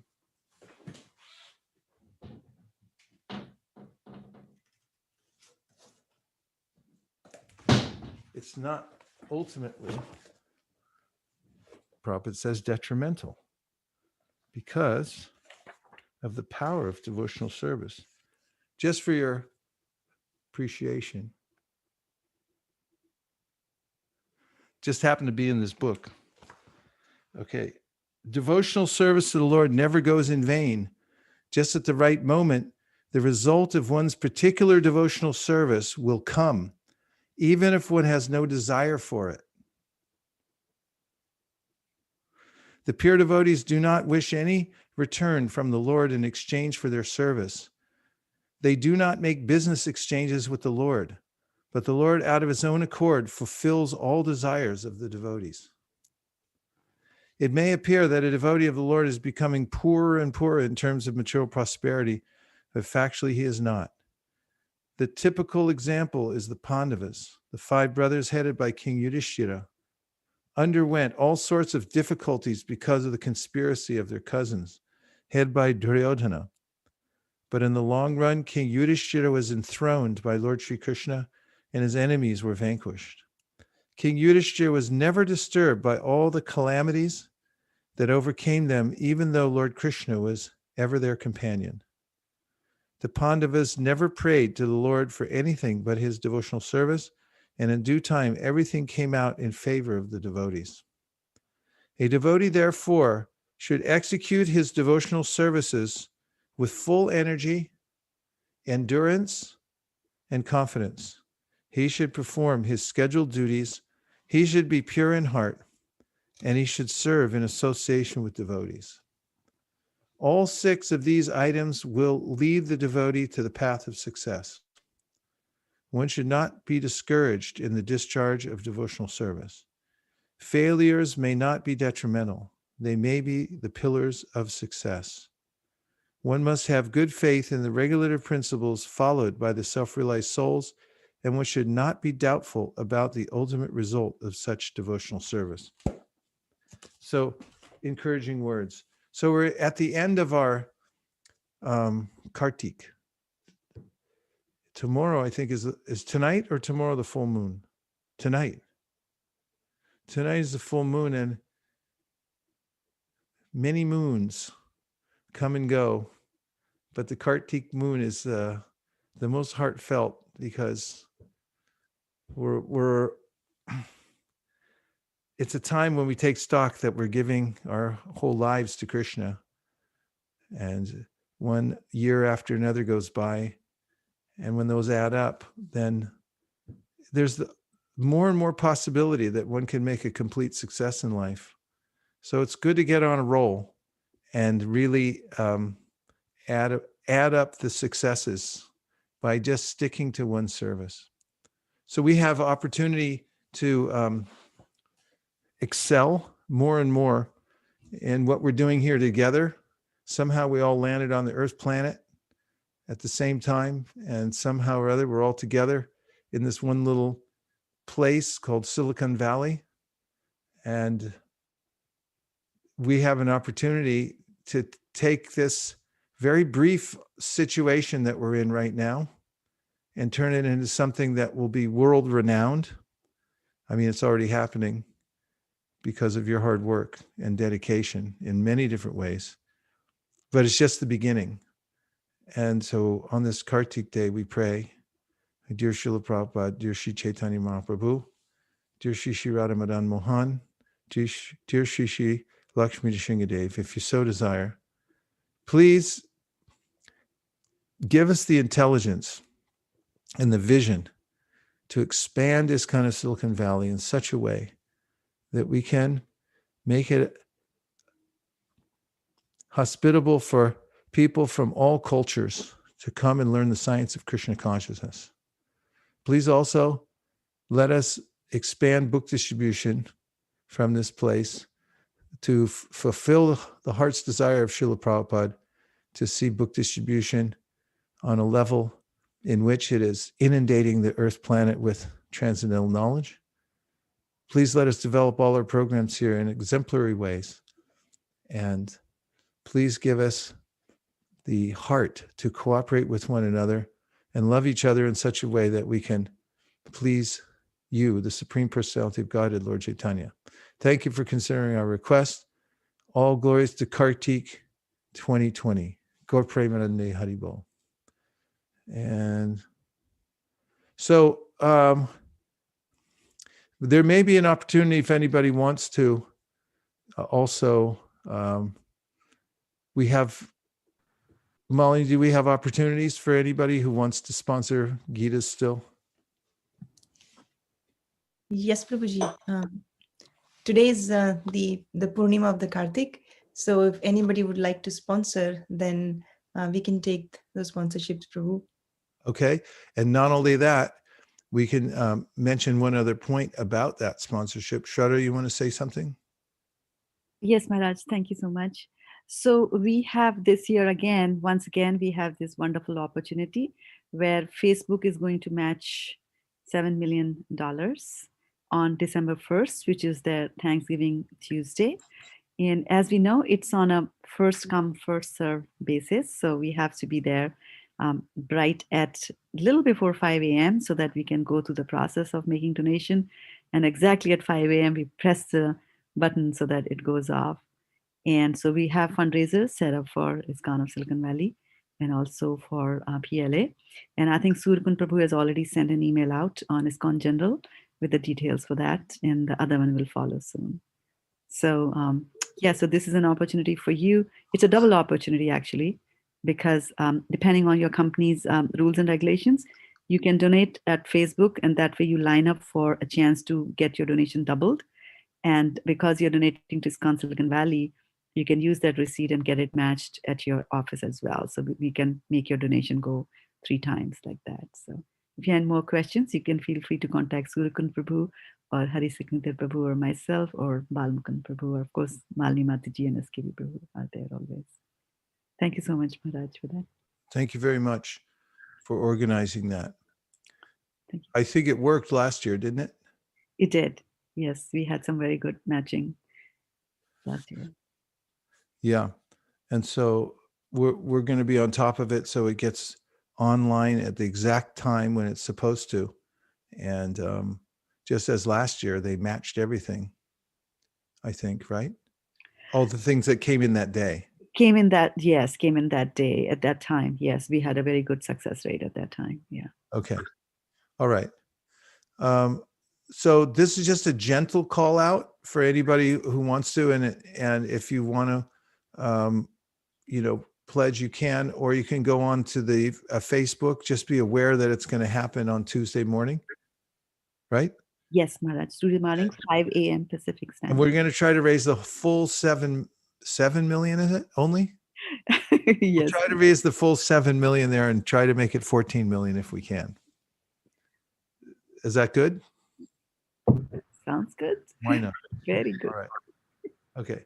And now we have Damodarastakam. And this will be our last Damodarastakam we have for this Kartik. So I'm switching over. I'll see you on the other side of the bridge.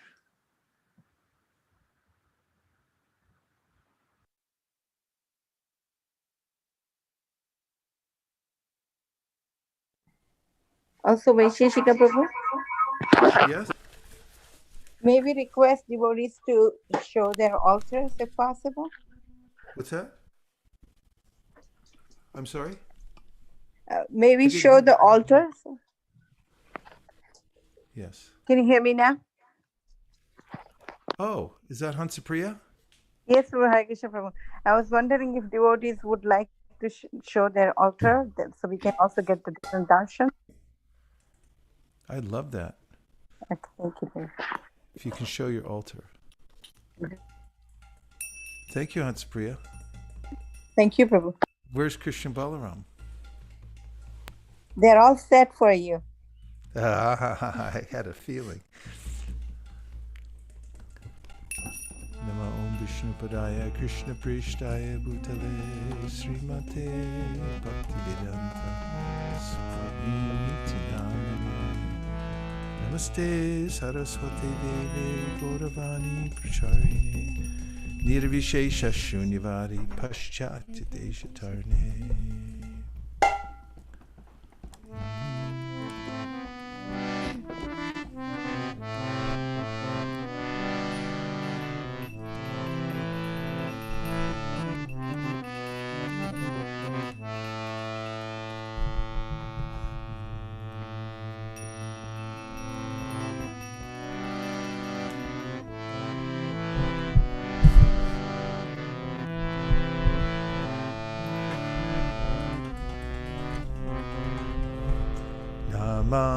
Ishvaram Satchidanandarupam Lasakundalam Gokule Rajamanam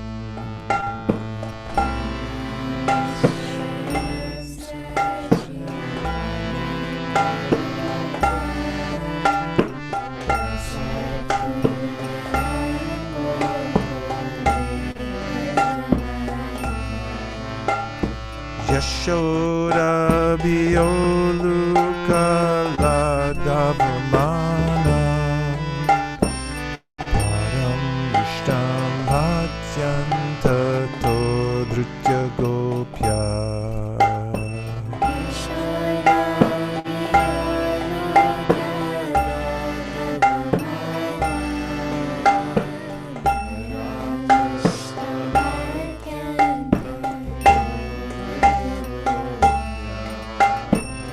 Dantam Buhurnetra Jubam Vrijantam Karam Bojajumena Satankanetram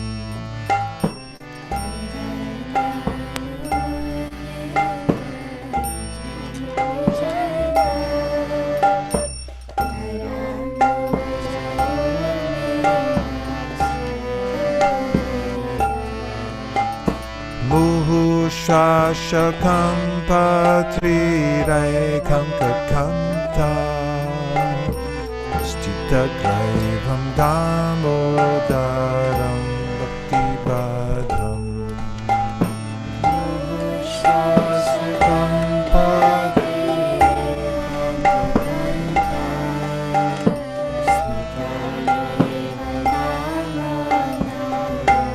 Avanti.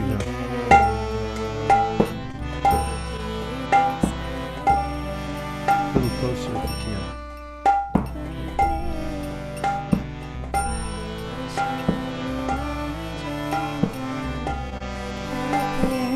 There, that's better. Iti Driksalila Virananda Kunde Sagosham Nimajantam Akyapayantam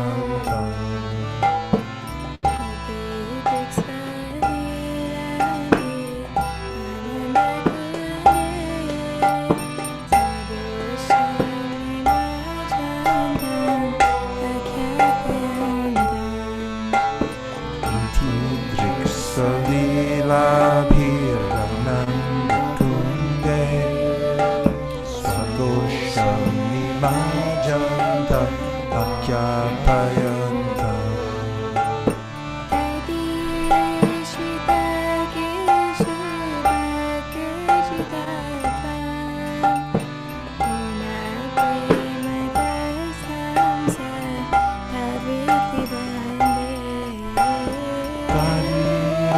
Shitageshu Bhaktir Chitattvam Purnima Shatavriti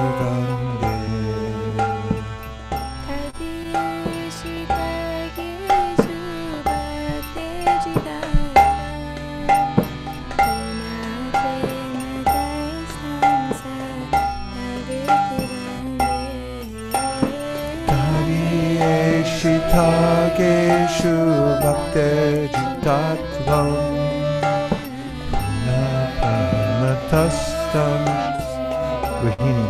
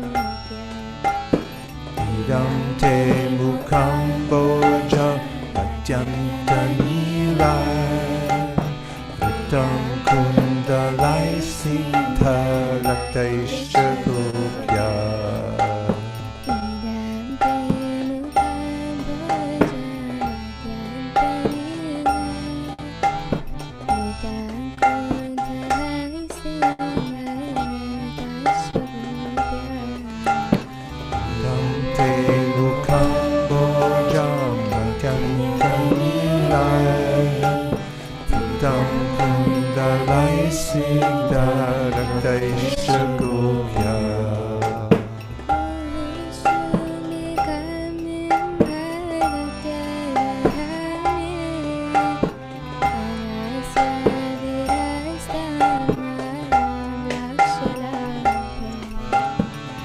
Kushumbitam Bimba Raktadaram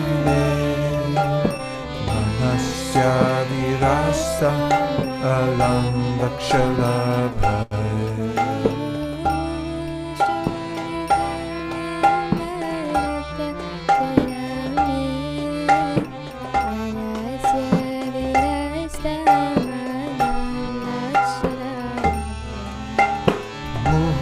Muhushchumbitam Bimba Raktadaram Manasya Virasta Vrinda.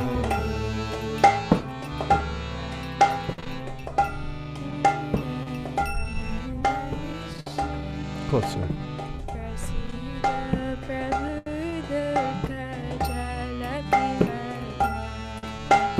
Namo Deva Damodar Ananta Vishnu Prasida Prabho Tuka Jalapti Magnam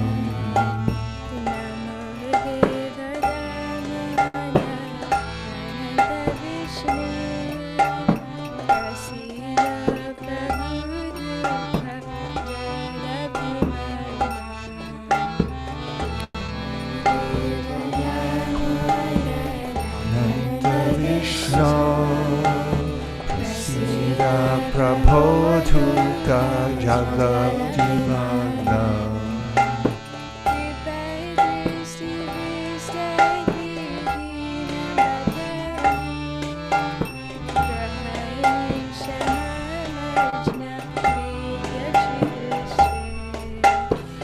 Padrishti Vishtati Dinam Dutanu Vihani Shamama Gyani Gyakshi Krishna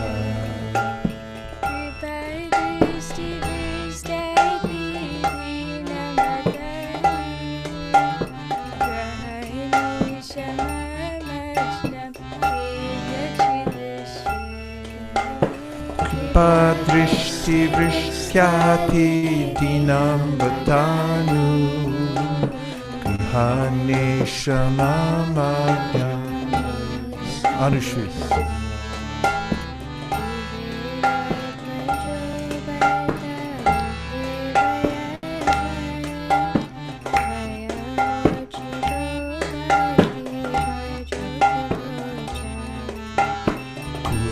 Viratmajau Badham Jaiva Yadva Tvayamochita Bhakti Bhajau Kritocha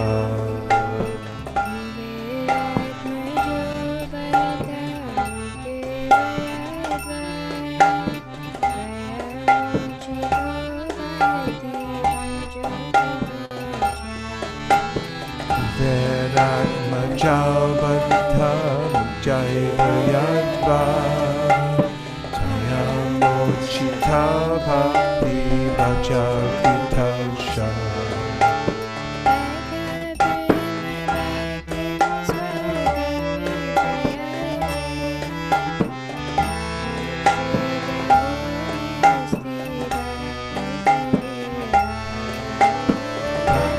Prema Bhaktim Sakame Priyasha Namokshe Graho Mesti Damodareha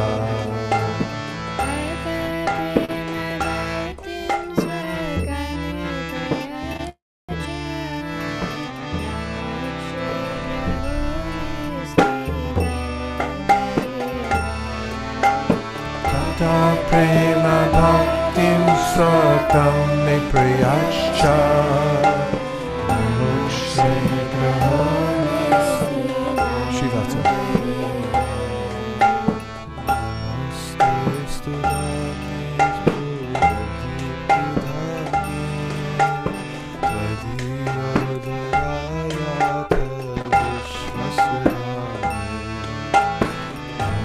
Namaste Sudhamne Surati Dhamne Karyotarayata Vishwasya Dhamne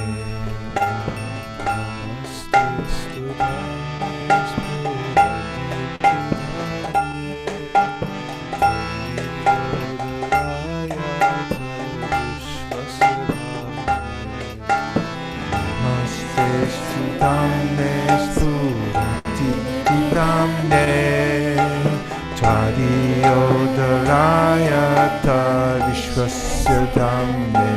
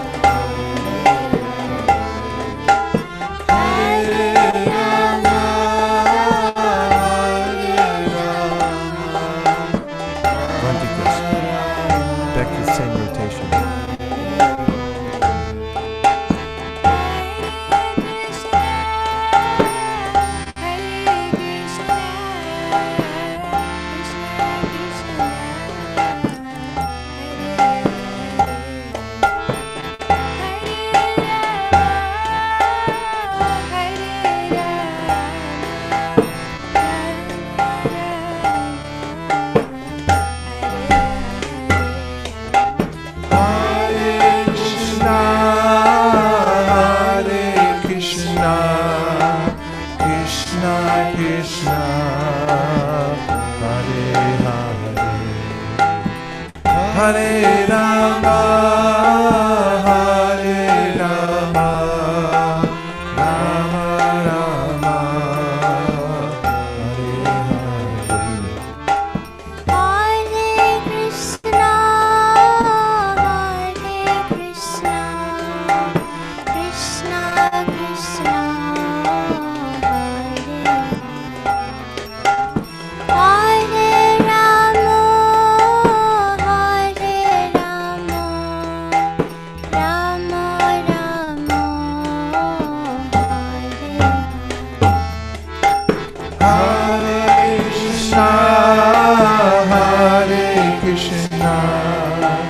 Krishna Krishna Hare Hare Hare Rama Hare Rama Rama Rama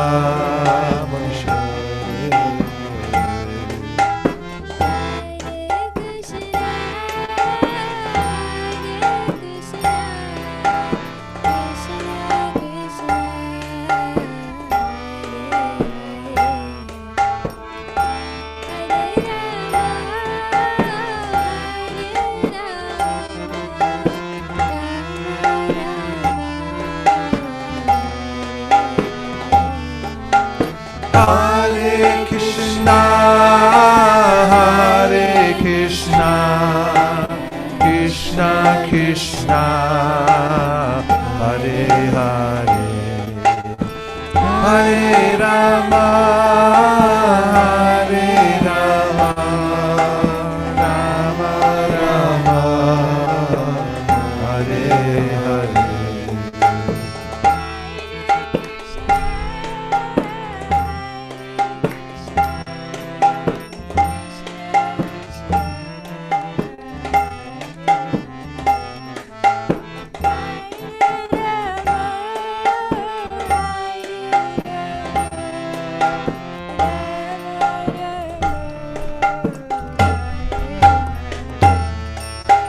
Hare Krishna, Hare Krishna, Krishna Krishna, Hare Hare, Hare Rama, Hare Rama, Rama Rama, Hare Hare.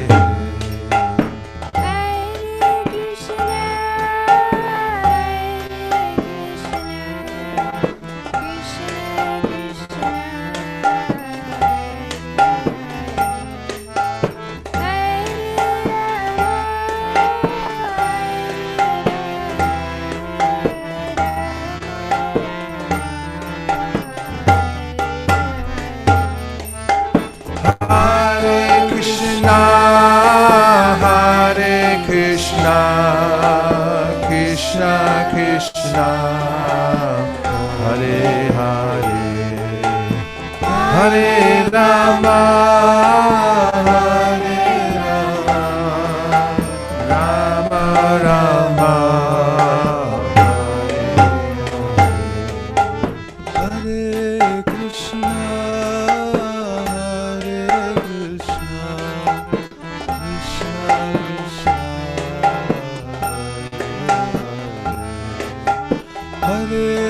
Rama, Hare Rama, Rama Rama,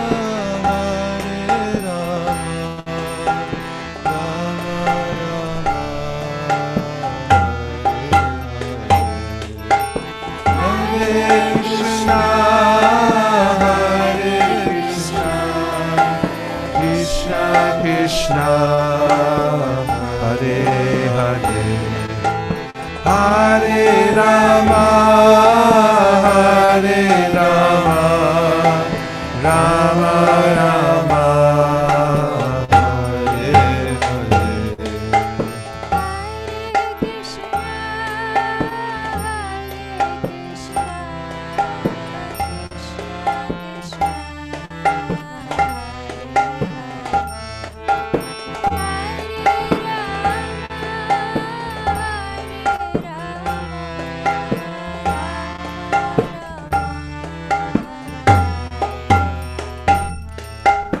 Hare Krishna, Hare Krishna, Krishna Krishna, Hare Hare, Hare Rama, Hare Rama, Rama Rama, Hare Hare.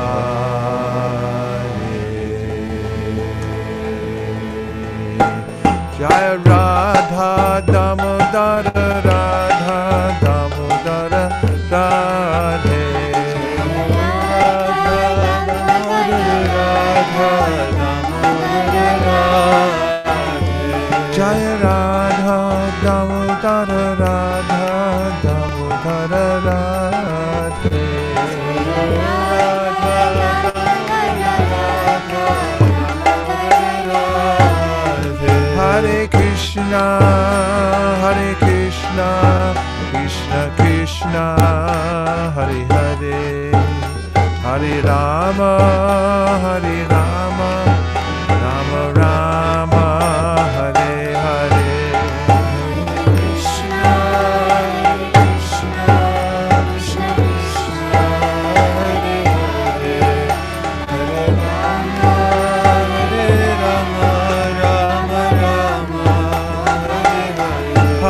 Hare Krishna, Hare Krishna, Krishna Krishna, Hare Hare, Hare Rama, Hare Rama, Rama Rama, Hare Hare.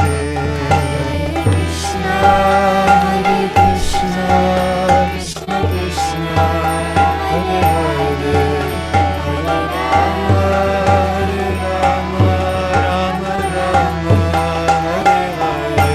Hare Krishna, Hare Krishna, Krishna Krishna, Hare Hare, Hare Rama, Hare Rama, Rama Rama, Hare Hare.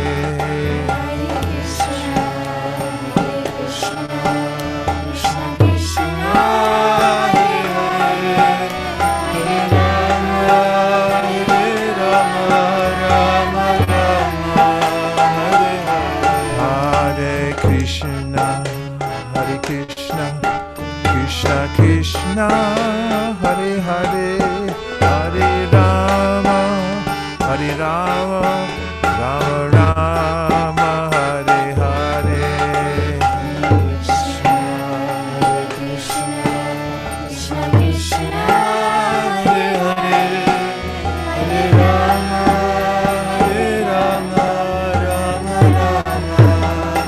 Nitai Gaur Hari Bol, Hari Bol. Hari Bol, Hari Bol, Hari Bol, Nitai Gaur Hari Bol, Hari Bol,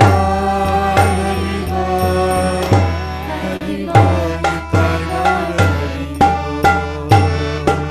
Nitai Gaur Premanande, Hari Hari Bol, Shri Kartik Vrat Ki Jai, Giriraj Maharaj Ki Jai, Shri Junamai Ki Jai, Shri Vrindavan Dham Ki Jai, Gaur Premanande, Hari Hari Bol, Nitai Gaura Hari Bol, Hari Bol, Hari Bol, Nitai Gaur Hari Bol, Nitai Gaura Hari Bol, Hari Bol, Hari Bol, Nitai Gaura Hari Bol.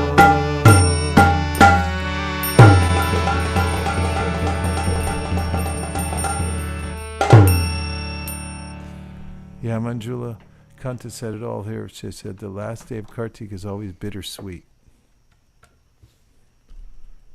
This is a whole Vrindavan experience. Because so, even when the devotees are meeting Krishna, they're feeling separation, that they might be separated sometime soon. Chaitanya Mahaprabhu said, those feelings the residents of Vrindavan have are like simultaneously being bit by the most poisonous snake and having nectar poured on you at the same time.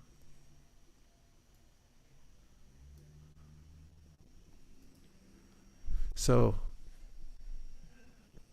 it's been a Kartik we will remember and tell people about for many, many years, right? This whole experience. Somebody said it the other day, like Govardhan Leela, the devotees were locked down with Krishna for 7 days. And we've been locked down with Krishna and all the devotees for more than 7 months now. But we kept the vibration going. And through a Kartik 2020, simply intensifies as we go through the different parts of our life and continue to chant Hare Krishna. This is what it means to continue to chant Hare Krishna. No matter what else happens, we keep the transcendental vibration going. And amidst the backdrop of the material world, where there's always danger, we feel fearful, anything could happen at any moment, and we continually take shelter of Krishna. I was thinking today of how serious it is going back to Godhead. It's the most, the prayers personified, the personified Vedas and their prayers say, it's the biggest news in the history of the universe or anywhere else. In fact, it's the Lord's most glorious pastime, they say. It's rescuing the conditioned soul from the material world. And if you're one of the ones that makes the decision to jump out of here, out of this material world and go back to Godhead, by just dedicating your life to Krishna, then he will facilitate that. And it's a big deal. It's a really, really big deal. And so we call upon our spiritual strength coming from the Guru Parampara, from Krishna's lotus feet, from Lord Balaram, from these holy vrats that we take. They build up and they give us that strength to be able to remember Krishna, to walk away from the mire of the material world. It becomes insignificant to us, and our full attention goes to our worship of Krishna, even as we're taking care of our daily business. Lord Chaitanya Mahaprabhu told Sanatana Goswami, he said, the woman who's got a paramour, she's working at home even more diligently so no one discovers that she's doing things, cutting corners, like, what's wrong with you? No, she's very careful. So similarly, he said, the devotee, although in this material world goes on doing what's necessary, but fully absorbed, always thinking and having this bitter, sweet feeling that I want to be with Krishna and the devotees and nowhere else. And Krishna says in the Bhagavad Gita that Ye yatamam prapadyante tam stataiva bhajamya hum. If whatever you want, I'll give you. He'll give you anything. So if we can develop a semblance of this bittersweet attachment to Krishna consciousness and to Krishna and to Kartik and to Govardhan Hill and to Vrindavan and the holy name and to this beautiful process of devotional service, then Krishna will take it and he'll say, yes, then let me give you more and more facility. And what a glorious thing that is. So we'll remember this Kartik.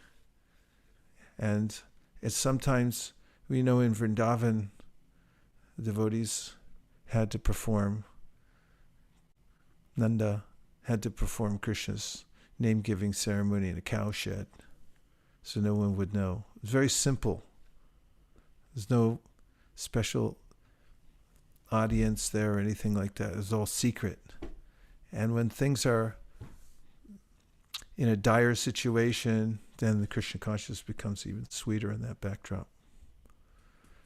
So we thank Lord Chaitanya Mahaprabhu, Srila Prabhupada for giving us this opportunity to take shelter of yet another Kartik. It went by quickly, didn't it? It seemed like just yesterday we sang the first Damodarastakam, and now that's the last. And that's how fast life goes by too. Just like that. You're singing your first Damodarastakam and then say that's the last one. Hare Krishna. Everyone satisfied? Yes? Okay. Hare Krishna Prabhu. Hare Krishna. This Kartik month was special because we got your association all through the Kartik month. So thank you for that, and that made really special our Kartik month. Igualmente.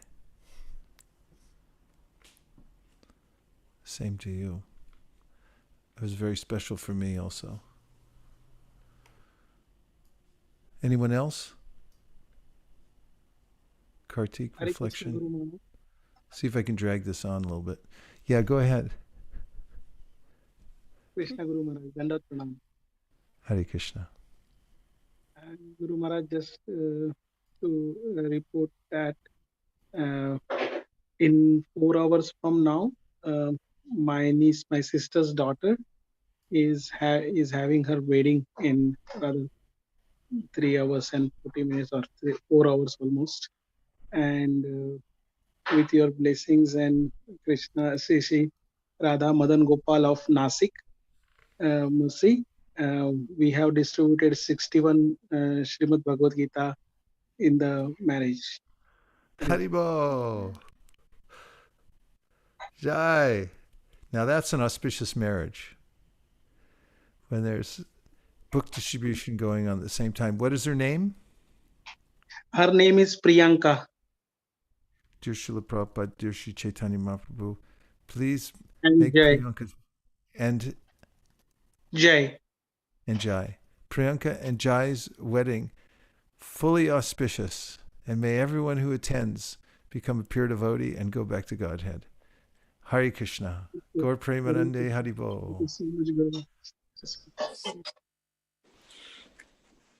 Hare Krishna Maharaj. Hare Krishna. Dandavat Pranam. Jai Shri Prabhupada. Jai.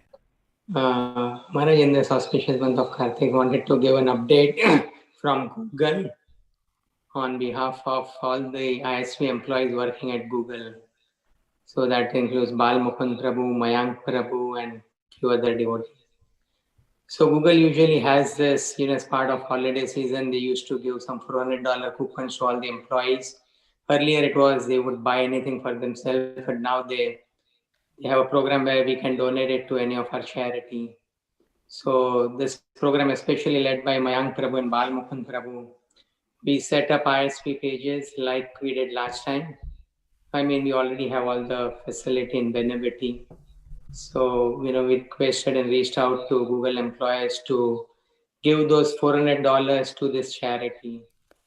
And thanks to the wonderful efforts of all the devotees, we were able to raise around $30,000 this time. And this is completely not the Google employee matching or any of the, it is just the coupons that we get. And a special thanks also to Shraddha Mataji, who's the brain behind a lot of the corporate activities. But yeah, this was a good amount which came up in Kartik, which will be used for book distribution. Bravissimo. That is very welcome news. Thank you very much for that report. I think I'll dream about it tonight. Big stacks of cash going into book distribution. Yeah. Okay, who else? I saw some others come off of mute. Hare Krishna. Hare Krishna. I was just thinking when Aniruddha Nitya Prabhu, I was just going to tell something totally different, but I thought I should still share.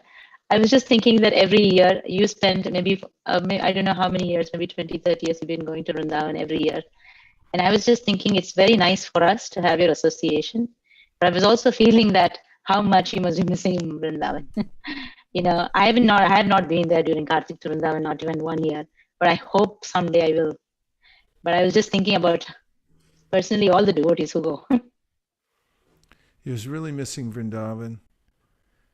There are a couple of devotees that are there, and they've been sending me pictures when they go past the ashram that we stay in. But mostly this month I was really missing Premanikeetana Prabhu because he passed away just before Kartik.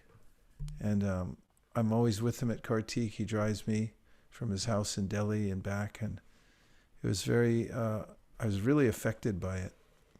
And it's kind of part of being at Kartik. All the devotees you're there with. I just remember how he was elderly, but he was so enthusiastic.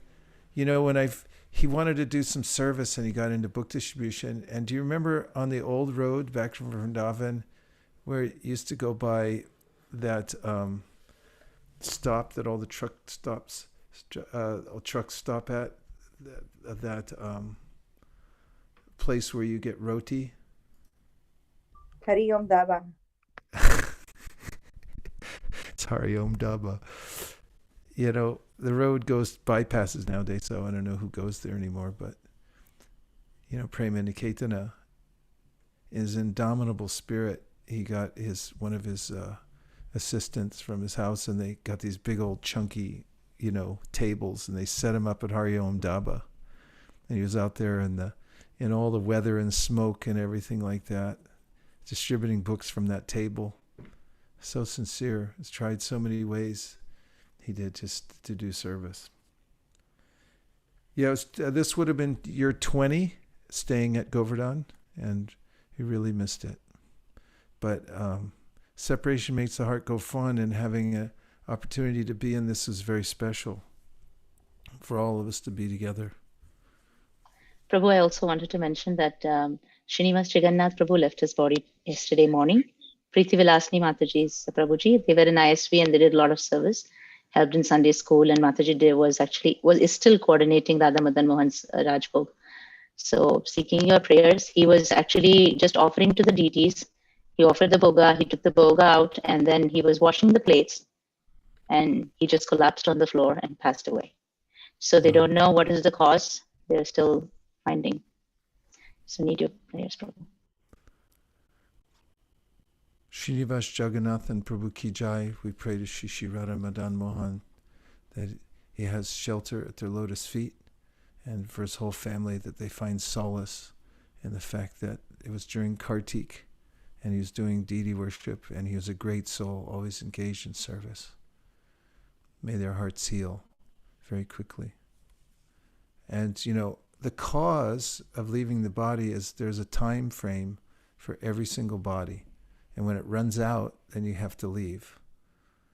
The apparent cause, Prabhupada said, is some disease or something like that. But it's all timed. There's a little timer on there. And when it clicks down, then the body's finished. It's destiny. It moves. You have to move to the next one. So we don't know when that little click happens.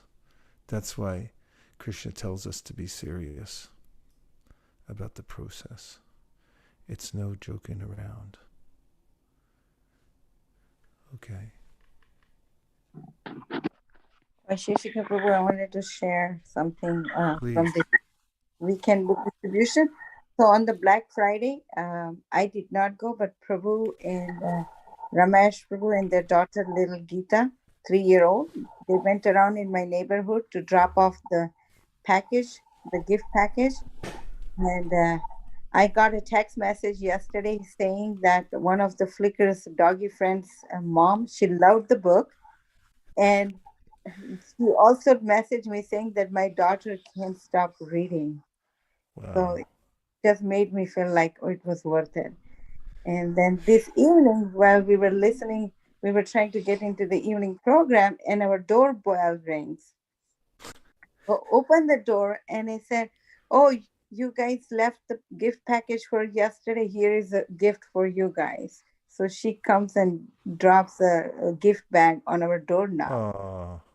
And a little later, I come out and I take the bag and I pull out like a Ziploc bag of almonds and walnuts. And I was like, that's when more she's offering to the Krishna Balaram. So I was just thinking how the little gesture is going to help her spiritual life. So I was, no action can be, taken for any little thing. So I just wanted to share.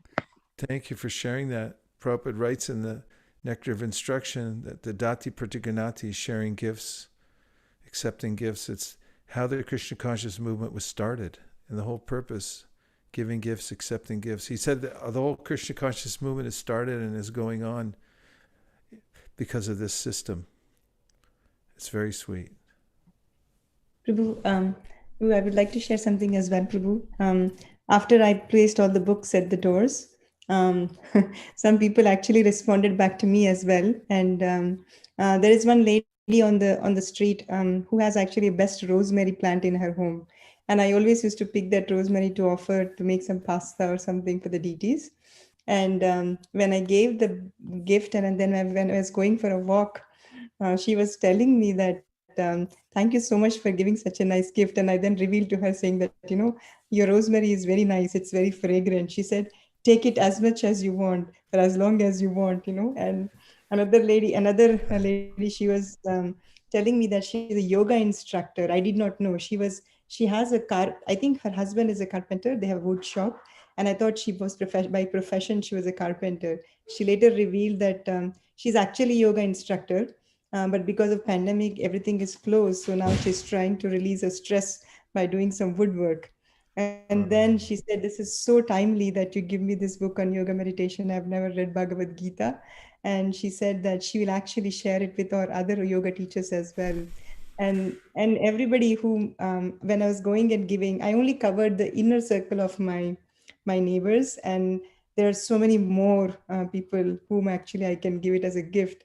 So I was just thinking maybe it's a good idea we can do this for Christmas as well. And we only had like almost 38 devotees sign up for this. And I know there are many more. So I was just wondering if that's a good idea to do this for Christmas and have other devotees participate as well. It's such a good idea. I like it very, very much. Let's go for it. I think it's perfect for this year, for lockdown and everything like that, especially because they're so beautiful, the way you all put it together. I think it's really good. Okay, Prabhuji. Thank you so much, Prabhuji. Jai, Jai. Can I just add something, Prabhu? It looks like I'm going on talking. Sorry. Go I ahead. just had a email that went to my community. We have about 700 houses, and I had a drive-through pickup from my garage. So I laid down everything, and I asked people to just come by car, and I wore my gloves and I just gave it to everybody. So today, because of Thanksgiving, I didn't have a lot. I had about 22 people pick up. And so we have said that we are going to go through the holiday season, and every Saturday, 11 to 12 will be a pickup. So we just update the thing. So, we hope we'll do more. Wonderful. These all add up. It has a profound effect on everybody that touches. Okay. Oh, good. Vraj is here. Happy Kartik. Hare Krishna. All glories Shri Shri Radha Madan Mohan. All glories to Ramananda Saka Prabhu, who's always joyful and worshiping the deities day in, day out. His heart always absorbed and just being with the deities, and also how he's constantly upgrading the technology and making sure the broadcasts go on. Thank you, everybody, for all the service that you're doing. Every time that you extend yourself to do these services, you're taking thousands of steps closer to going back to Goloka Vrindavan, assisting Prabhupada in his great mission. It's unprecedented. Gaur Premanande, Hari Hari Bo, Vanchakalptarishya, Kripa Sindhabevacha, Patitanam Pavanebhyo, Vaishnavebhyo, Namo Namaha. Hare Krishna. Yes. Hare Krishna, Prabhuji, Danvat Pranam. Hare Krishna.